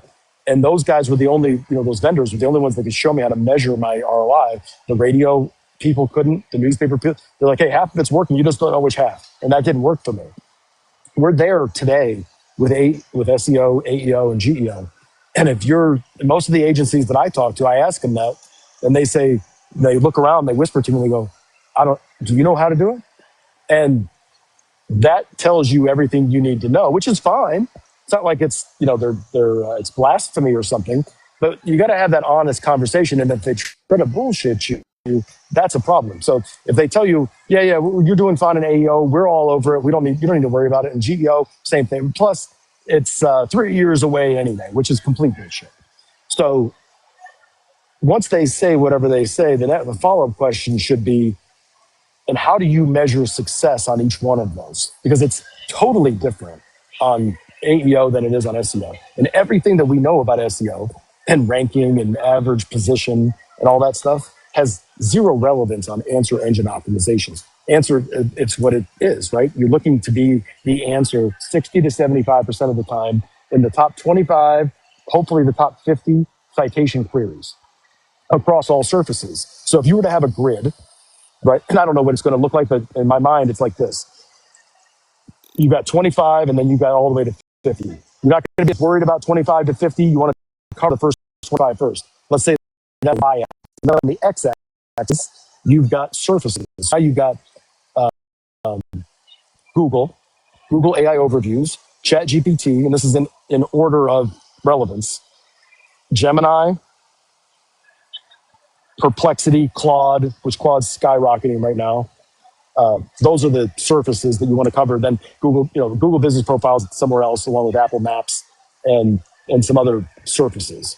But those are the big heavyweights, right? And really, you don't have to worry about Claude and Perplexity yet. It's really Chat GPT and Gemini. That's like 85% of all the GEO and AEO searches. And so those are the two you want to tackle. But it's not about what the answer I'm giving you right now. The first battle that everybody on this call needs to handle, what I would be doing if I was you, is making sure that your agency or whoever's doing your advertising has a plan to learn that and say, okay, so in 2-3 months, then we need to at least have a conversation, because here's what's really happening. It's not just happening there, it's happening on the vendor side within our organizations as well, because we've got all these people whose identities are wrapped around SEO and SEM, and they're clinging to it. So they want to bring up false data that you can fact check using any of these AI search engines. And they want to tell you, Jordan, SEO is still relevant. Don't give up on it, right? And I'm not saying to give up on it. There's a percentage of people that buy gas engines. There's a percentage of people that buy hybrids, diesels, and EVs. I just want to be the same percentage on all of them. I don't want to be all EVs, all diesels. I want to have whatever the consumers want and how they want to do business and how I want to do business. So if the consumers want to search on AEO, and that goes from 30% to 60%, which it's going to this year, I want to be ahead of that. I don't want to be catching up. And whoever gets there first also owns that spot until they're displaced. So once you have authority, once you have reputation, once you establish yourself as the expert in your market, like for instance with Matt, he'll be the second. Brad Wise at Furman has already established himself as the price leader, and he's already getting tons of review. Like he sends me the text messages. This customer said that I asked, where's the best play? Where's the best experience in Tampa to buy a Chevrolet? And you would think this should be like illegal, but ChatGPT said it's not even a close second. The first place is Furman Chevrolet, and in second place is not even close. And it's not going to give you anywhere near the experience. And here's why. Boom, boom, boom. And here's the downside. And like what Matt was saying about his Mitsubishi store, and that's a fact. At least he's on it. Most people don't realize that ChatGPT isn't just telling them where to go. It's telling them where not to go. And that's the heavier piece of this AEO optimization. And then with GEO, that is literally what it does, because it's also, and it can do it in 72 million queries in a blink of an eye. And it's going to search across all, not just, the things I'm talking about, dealer raters, searching user-generated content like this. It searches TikTok. It searches YouTube Shorts in a huge way. So it's fact-checking, but it's not just checking that. It's like if you have a bad experience at your dealership and somebody posts about it, like I just saw this morning, I'm not going to mention the dealership, but it's going viral from out west, and it was a Mazda dealership. The GM's not there anymore. The other GM sitting there having to, run interference on it because these people are in the parking lot dressed in clown suits, saying you took advantage of this person, and it's a huge deal with 4 parts of it, and it's going viral. They can't overcome that on that user-generated content. It's also looking at in the comments on Twitter, Facebook, TikTok, when other people jump in and they go, that happened to me too at that store. Oh yeah, they did it to me, and they did it to my brother. And now all of that is fueling this boat anchor that's pulling them down to where they're not relevant anymore. That wasn't even a thing 6 months ago. So that's the new world that we're living in. And so the answer to it is step one, you want to figure out, do almost like a knowledge check. Jake, maybe you and I'll circle back around. Maybe I can do like a one pager of here's what you should ask your agency, and here's how you should check your website. Here's like a health check, maybe like a photo health check or something. Those are all good. That's actually great content, all of them. But that's where I would start is my agency. What's their knowledge check? It doesn't mean just fire them, Right. but you at least want to know what they know or don't know. Make sure they're honest with you about it, and that they have a plan to figure it out. Step See, and I two, think that's like kind of the hardest full. thing that I'm coming through in coming up in the business and separating, from like a large group like Keffer, right? Is, the superpower of being with that group was I had all of this with me, right? I had all of Jim's knowledge over the years of, here's kind of the things to do. But once you kind of step out on into your own, right? And it's kind of like the age of technology where everything is obsolete within, a year, right? And so trying to keep up with the Joneses in kind of a sense of like, how do I get to that next best thing or whatever is like, and then how do I What would know you who's want it just to look like in your feeding me? perfect world? That's a good Like if there question. was a software tool to make you more comfortable to where you don't have to think about this anymore, what would that look like? Well, here's the thing: is I don't want an assembly line, right? So there's got to be some of that user interface, okay? And so, to be frank with you, I couldn't even answer that question because I just don't know. I don't know what my ideal is because I haven't been doing it long enough to know what is my ideology of this is good or this is bad, right? And so, what I can look at is my team up to my expectations, right? And so once I feel like I'm at our expectation of production, net, gross, CSI of those things is and that's kind of where I think these conversations are most helpful is what is that next step? And then how do I make sure that I even know what to ask the vendors, because I'm going to ultimately, for ignorance of being in the business long enough, with some of these other guys is, am I even asking them questions that's going to be relevant to what I'm trying to accomplish? Right. And so, you said you kind of do like a one page of vetting these is that information, unless you're talking to someone of your caliber, right, in a very cordial conversation is almost gatekeeped, right? A little bit, right? Because we all want to be the best, 100%. Well, they right? also, there's a lot of people that are like, well, if I tell them everything, then they might not need me. Correct. Which I don't live my life that way. I always Neither want do to I. make the next person better than me. Okay. So, but that's just not the business that we live in. Right. And so kind of knowing that I think, and that's kind of why I'm asking some of these more basic questions is yes, we can dive deep It's not into really this stuff, basic. but There's a lot of weight behind it. correct is how do you extrapolate all this great information and then not that I don't believe you, okay, or whatever, it's I don't believe the You people that should I'm fact check me paying. on LLMs right now. Right. You know, I fact check everybody, including myself. All right, So so can I thank you jump in so here? much for your time, man. This stuff is just I said it in the comments. This information is worth tens of thousands of dollars. And anybody who's a GM or an owner that's getting this insight, you don't get this at the NADAs. You don't get this stuff at the NCMs. It's just insane. All right, guys, I want to jump in real quick. Leave your Remind tips for everybody. Jake at the door. Tips for Jake at the door. Let's go. Let's get some hearts and likes going. I need 100,000. Man, share this out with as many people as possible. Thank you, Brian. I'm going to ask you something now, personally, kind of in line with the main conversation on the AEO and the GEO and all of that.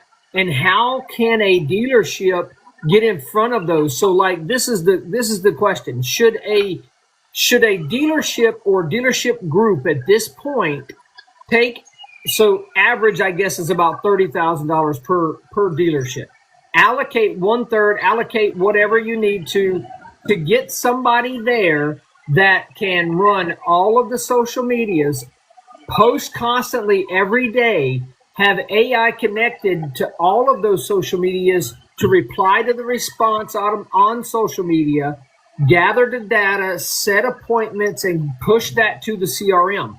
Is the cost to benefit ratio really going to be there? And is doing something like that, something like, say, having a person that actually goes to the dealership, films all the content, posts the content on YouTube, Instagram, TikTok, Facebook, LinkedIn, and then you can actually, there's, as well as I do, there's software out there that can connect all of those social medias, and then AI can respond to comments. They can DM people, they can set appointments, gather information, take it to the CRM. Is that going to help with the ACE, with what they're trying to accomplish with becoming the dealership, like Brad's dealership, the number one dealership to deal with? Who's gonna orchestrate it all? Who's going to do it? You could have an outside agency. Like if your ad agency doesn't do it, you find an additional agency that could come in there and do that. And then in my vision, I see one person, as more or less the dealership liaison there at the store that's running the AI. Oh, I see the same thing. The question goes back to what Jordan was saying. How do you know they're not bullshitting you? Right. So, but not so much in the collection of the data. You can source your own, like, for example, if you're a dealer principal right now and somebody's coming in to do that, and you can figure out what your actual AEO and your GEO is yourself, but you have somebody out there coming that actually posts a video every day. They get the content once a month, but then they schedule it and they post content every day organically, and you can run ads. But organic traffic is just as important right now as the actual paid ads, in my opinion. I would say it's more important, but I would say this, and I love this conversation because this is where everybody will be in a year, and nobody's thinking about this yet. This is the execution. This is what Wendy was talking about with the agentic relay and the agentic handoff. Right. Who's orchestrating that? Who's the quarterback of the offense? Like what you're doing up here, I couldn't do this just too much. I've got ADHD to sit there and look at all this stuff and be pulling people up and all this stuff. I mean, I commend you for it.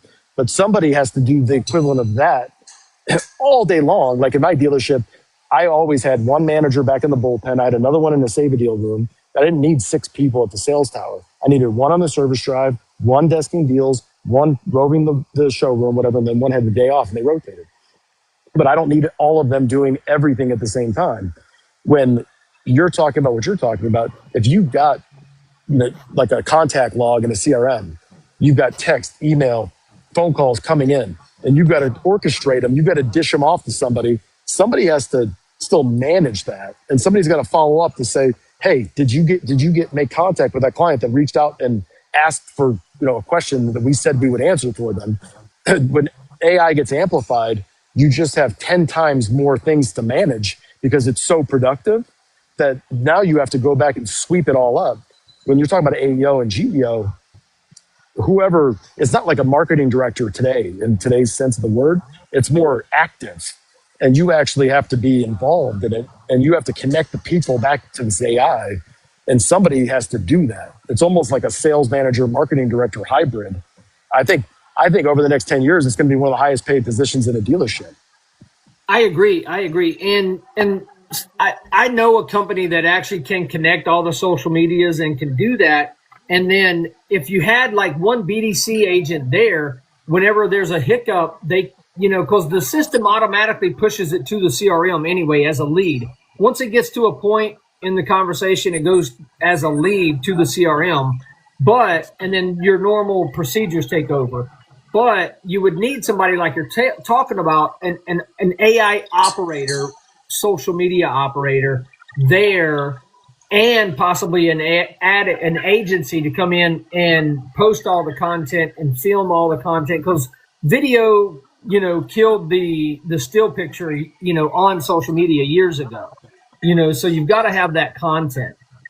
So let me ask you this, Danny, at your dealership or dealerships you've worked at, if somebody was brought in to do this, anointed to update this content, and then somebody on one of the reviews said that somebody was trying to steal their trade, and that XYZ dealer gave them more, would they be empowered to make that decision to pay more for the trade?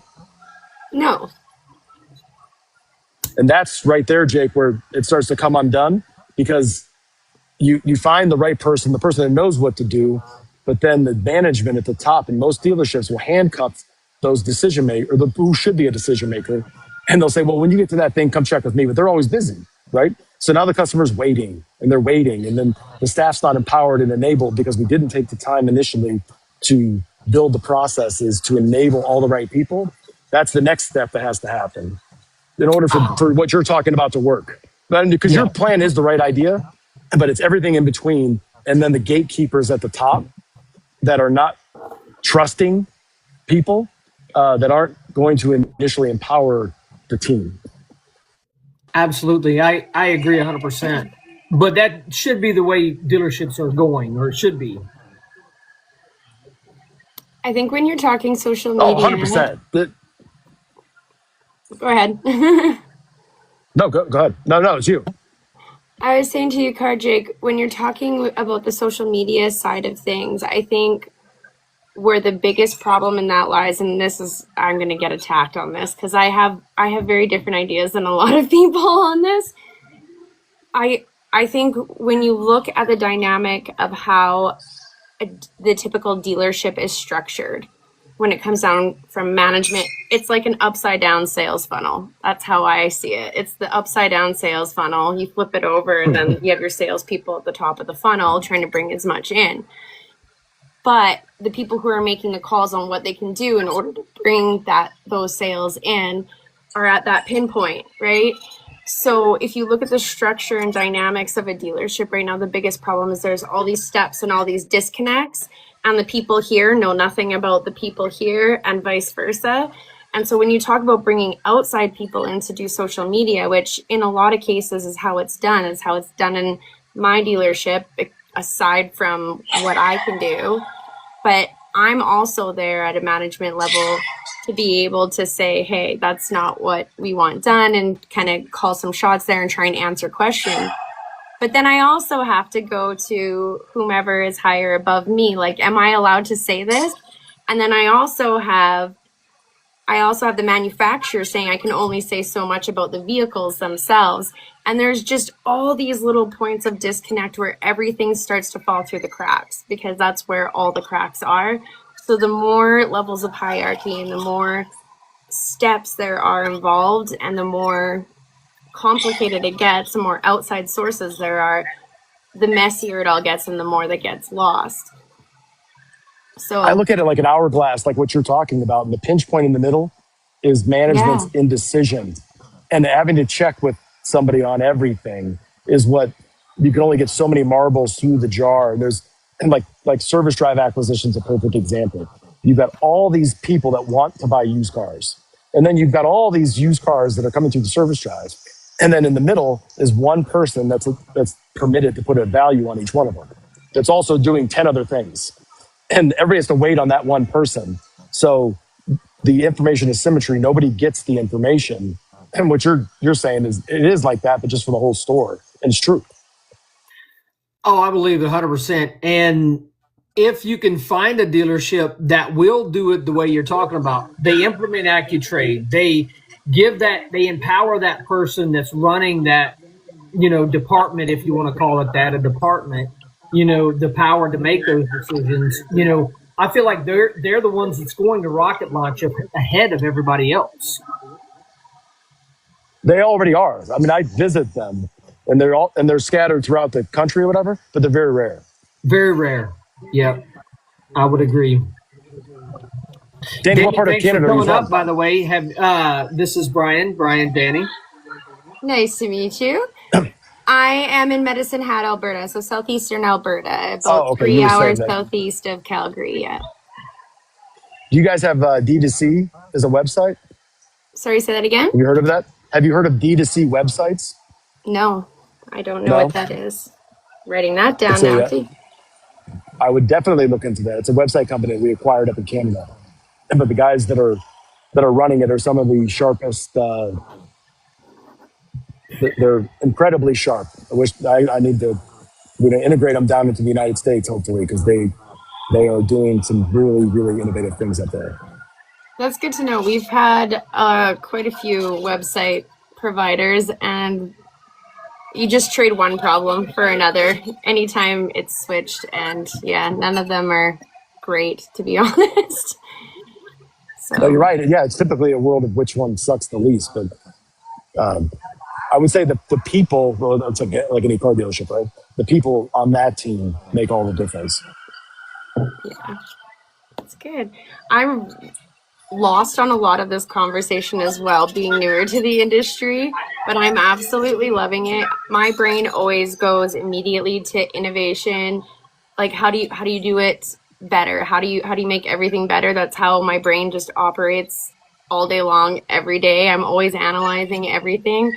So I am enjoying every single second of this. So thank you for that. So what do you think the next thing to innovate in automotive is? I think it is literally the way that the dealership is structured in terms of the team. To me, it makes no sense. I've been in management in different fields, and to me, it feels like so many people are not empowered enough, and there's no transparency. And I work in a dealership that brags about the transparency, and that's how we do best by our clients. And we give them all the information. I'm like, I'd like half that information too. How about you give me half of the information and that person there too? And everyone just needs to understand how the business works. How do you expect them to do the job you expect them to do when they really can't fully comprehend what those expectations are? And we have to stop assuming people aren't capable or intelligent enough. And if they aren't capable or intelligent enough, why are we hiring them? So to me, I think it starts at a very base level inside each building. But No, I think you just hit the nail on the head. Thank you. Yeah.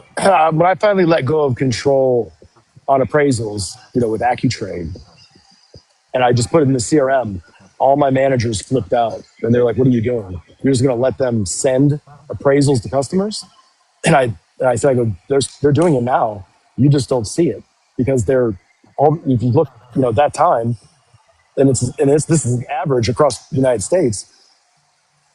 At that time, we were like 40% of customers had a trade-in. And I said, 70% of people have a vehicle to replace. Where are the other 30%? And the average in the United States, as of right now, is 43% on new, 28% on used, 35%. And so everybody will say, oh, I'm strong, I'm holding back on this. I held back this much on a trade. And I would challenge everybody, if you're not at a 60% trade capture, that means if you sell 100 cars, you have 60 trade-ins.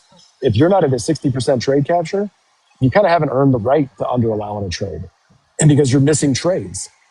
And I'll give you this preview from the book. We did a study. If somebody sells 100 new cars and 80 used cars at an average gross of $2,500 a copy, which is conservative and everybody will argue that they're higher than that, but let's just use that front and back, $2,500 a car. If you're at a 35% trade capture, you have, and most people will say, well, we under allow $800 on average, which is, if you ask NADA or NCM, it's $180. But if you use the $800, that's fine.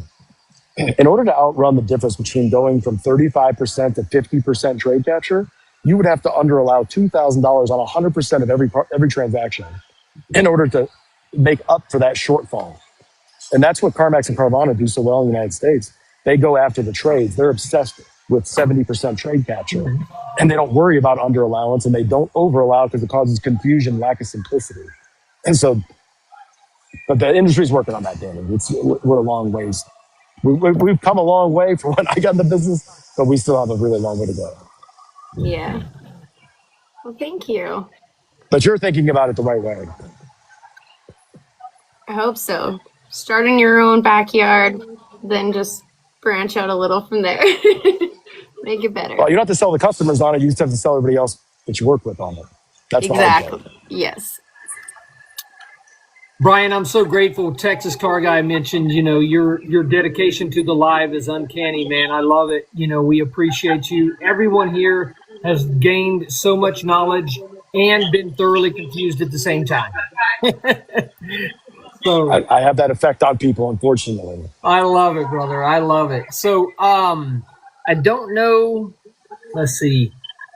I don't think I have anyone else in the queue to come up. If you guys don't mind, drop me a DM, shoot me a text message, whatever you guys want. I'll make sure everyone stays on top of getting the book when Brian releases it. Brian, if you don't mind, just shoot me a text, let me know, or give me some expectations, maybe early orders.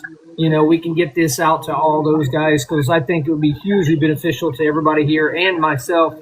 You know me, I'm always trying to learn something new, man. I appreciate you so much. Here's a fun fact. You see this hotel that I'm in? It's been in. That's the elevator from In the Line of Fire. I think with Clint Eastwood. Oh, right. There's, I forget, they had a whole thing in the lobby when I came in here. But there's been like 10 movies filmed here. Heat was filmed right outside that door right there with Robert De Niro. But it's you'll recognize this atrium. Maybe not. Probably that's crazy for people our age. Yeah, exactly. So Brian, what's the best way to reach out to you? That's Jordan. Do you want me to?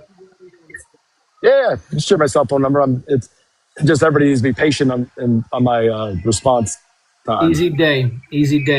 Yeah, and I know you'd mentioned maybe Nat. So other than that, guys, the car mom wants to pop up. If you're good with that, if not, we'll call it a day. I'm in. Right on. I'm not at home. And what is it? I'm in California, so it's right. Nice. Hey, it's Diane Uzelak. How are you, Brian? Hey, how are you? I'm doing amazing. You're in my stomping ground. Where are you in Southern California? Are you in Southern California or Northern?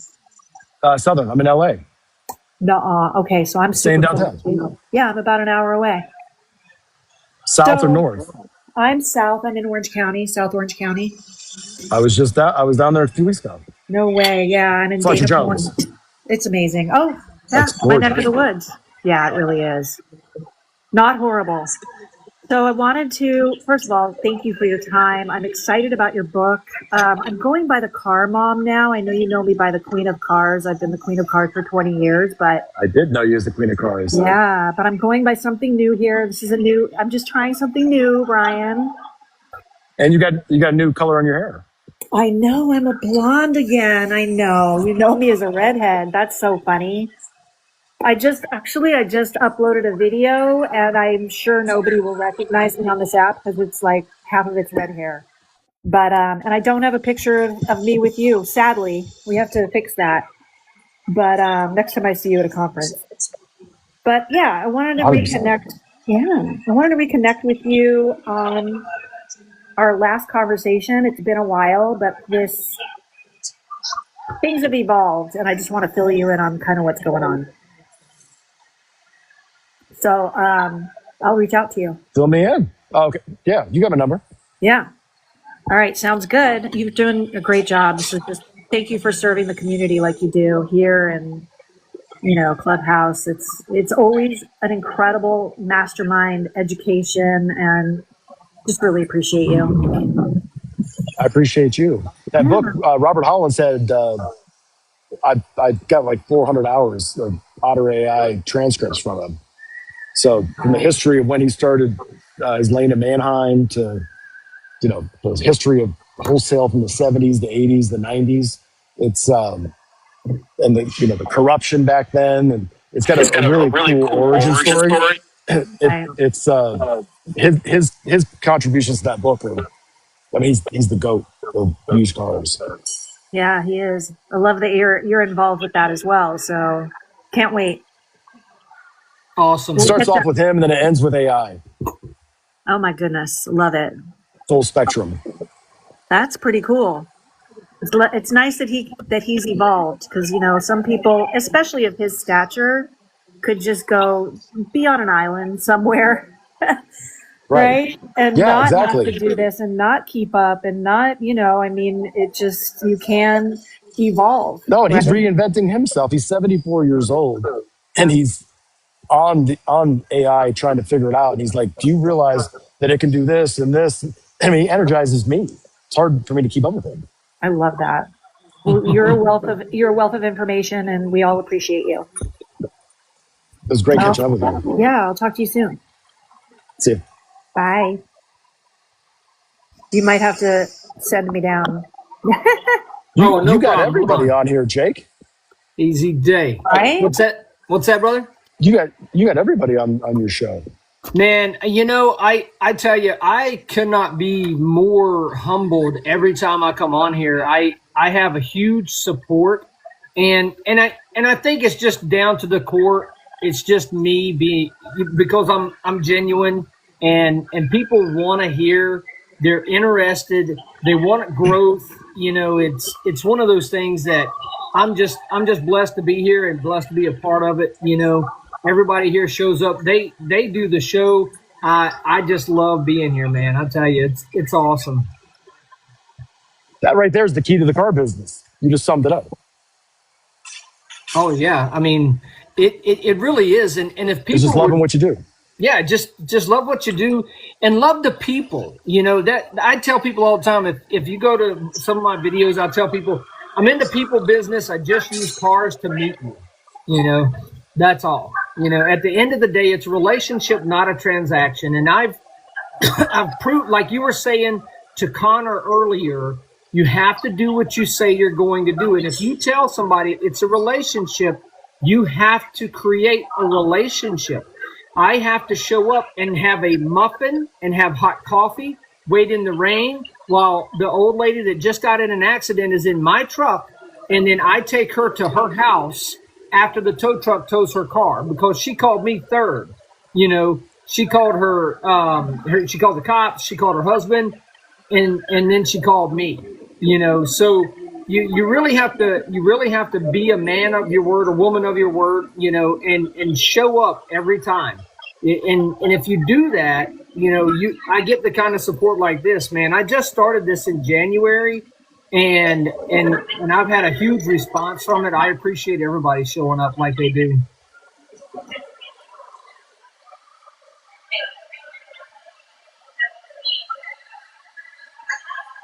Right on. So I think we're about ready to wrap it up. I'm ready to wrap it up. I normally shut the show down at 10:30. It's almost 11:30 here, But you're a very special guest, and we have been having a lot of action. So, it's hard to say goodnight to a room when there's like 18 people watching you, It's all good. We'll have a sequel some other time. Absolutely, man. Anytime you want to hop back on here, I know your schedule's wide open. How was the race? I gotta ask. Oh, dude, it was epic. I mean, I love auto racing as much as anything. But yeah. I've been to a lot. Like I told you, I went to a lot of NASCAR races and got some friends that drive. But that race this Sunday had to have been the best. Definitely the best F1 race, and I can't really think of a better. I told you I'm friends with Casey Mears, and Casey Mears had that race recently at Talladega maybe about a year ago. Yeah, where he was going through that track and everybody was spinning around him, and then he on the qualifiers on Saturday night, and as he plowed through, it was just like in Days of Thunder, right? It was just a big cloud of smoke from the tires, whatever, and somehow he magically, it's divine intervention. But Max, on whatever he did a 360 and pulled out of it. I don't think that everybody realizes how impossible that is, the downshifting and completely losing control of an F1 car in the middle of that turn to be able to do a 360 and then land it and come out of it and keep going. But there must have been, I don't know, like typically at that race, there's 2 or 3 passes. Like it's like Monaco or, it's pretty consistent and there's not a lot of leadership changes. And that one, I think there was over a dozen. I've never seen an F1 race like that.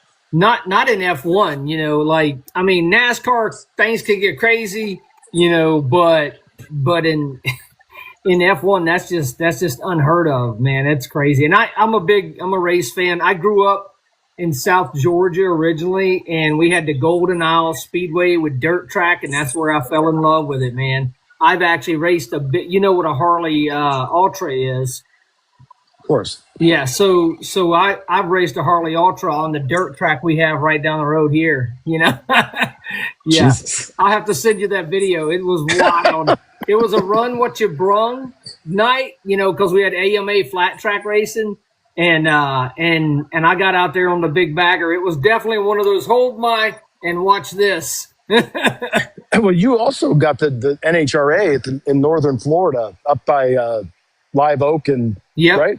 Yep, absolutely. And shoot, there's a little drag strip right down the road from where I'm at here, you know, in Holt, Florida, you know. So there's some good racing.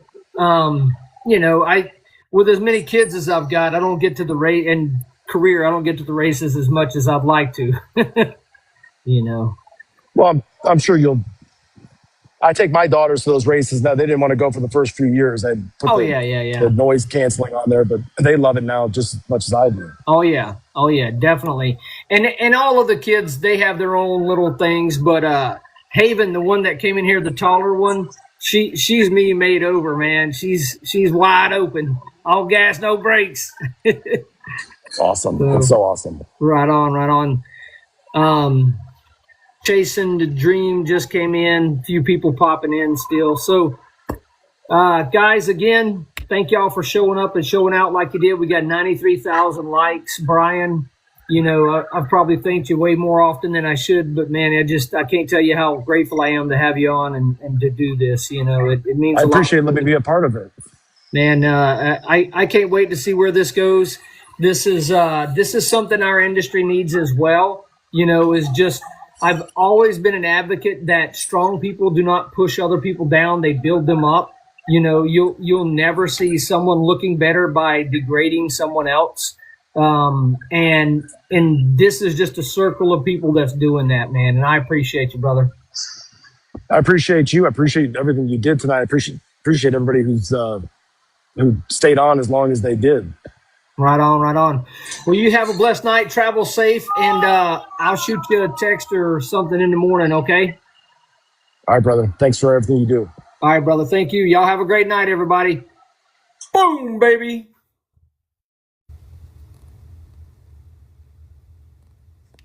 All right, guys. So that was Brian Kramer. Thank you, guys. Every one of you showed up and just showed out and supported me so much. Nat, man, I got to be honest with you. As much as I've been praying for you, I almost cried when you gave us the news, man. I was like, oh, that's my dog, you know. So, man, I'm super excited for you. I hope everybody has a great night. Chasing the Dream, man, you know, you come in right at the end of the show, brother, but I'm going to tell you that was phenomenal, mind-blowing information from Brian Kramer. He's second to none, you know, real top-notch guy. Marlon, did I miss you, man? I'm sorry. Other than that, man, thanks everybody. You know, yeah, he really is. He really is, Jason. He's put out a lot of information, a lot of great information to help people out. This podcast on Monday nights with Car Guy Jake, Brian Kramer. If anyone doesn't know Damien Boudreau, go and Google Damien Boudreau and figure out who he is, because he's going to be a guest on my show as well. He actually was the personal coach and trainer of Ali Rita, who Ali Rita actually broke the Guinness Book of World Records for the amount of cars sold in a year. And his record was just broke by Cody Carter. And but Damien Boudreau is an amazing guy, another absolute rock star who's going to be on the show. I can't believe it. We're getting to 100,000. Boom, baby. Let's go.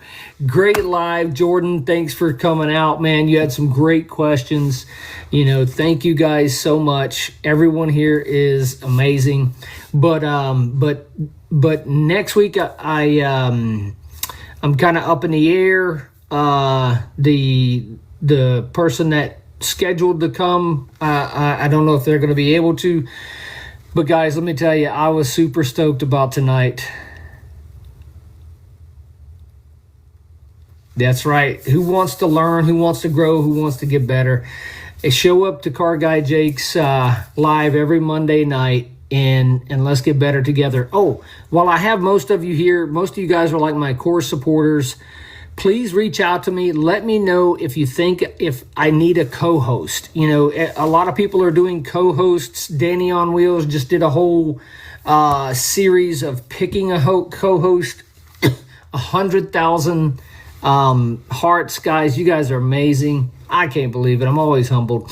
But if you think that that I need a co-host, please drop me a DM, let me know. And I don't remember, I don't know who she chose. I know she was announcing it, but I missed that part, so I'll have to reach out to her.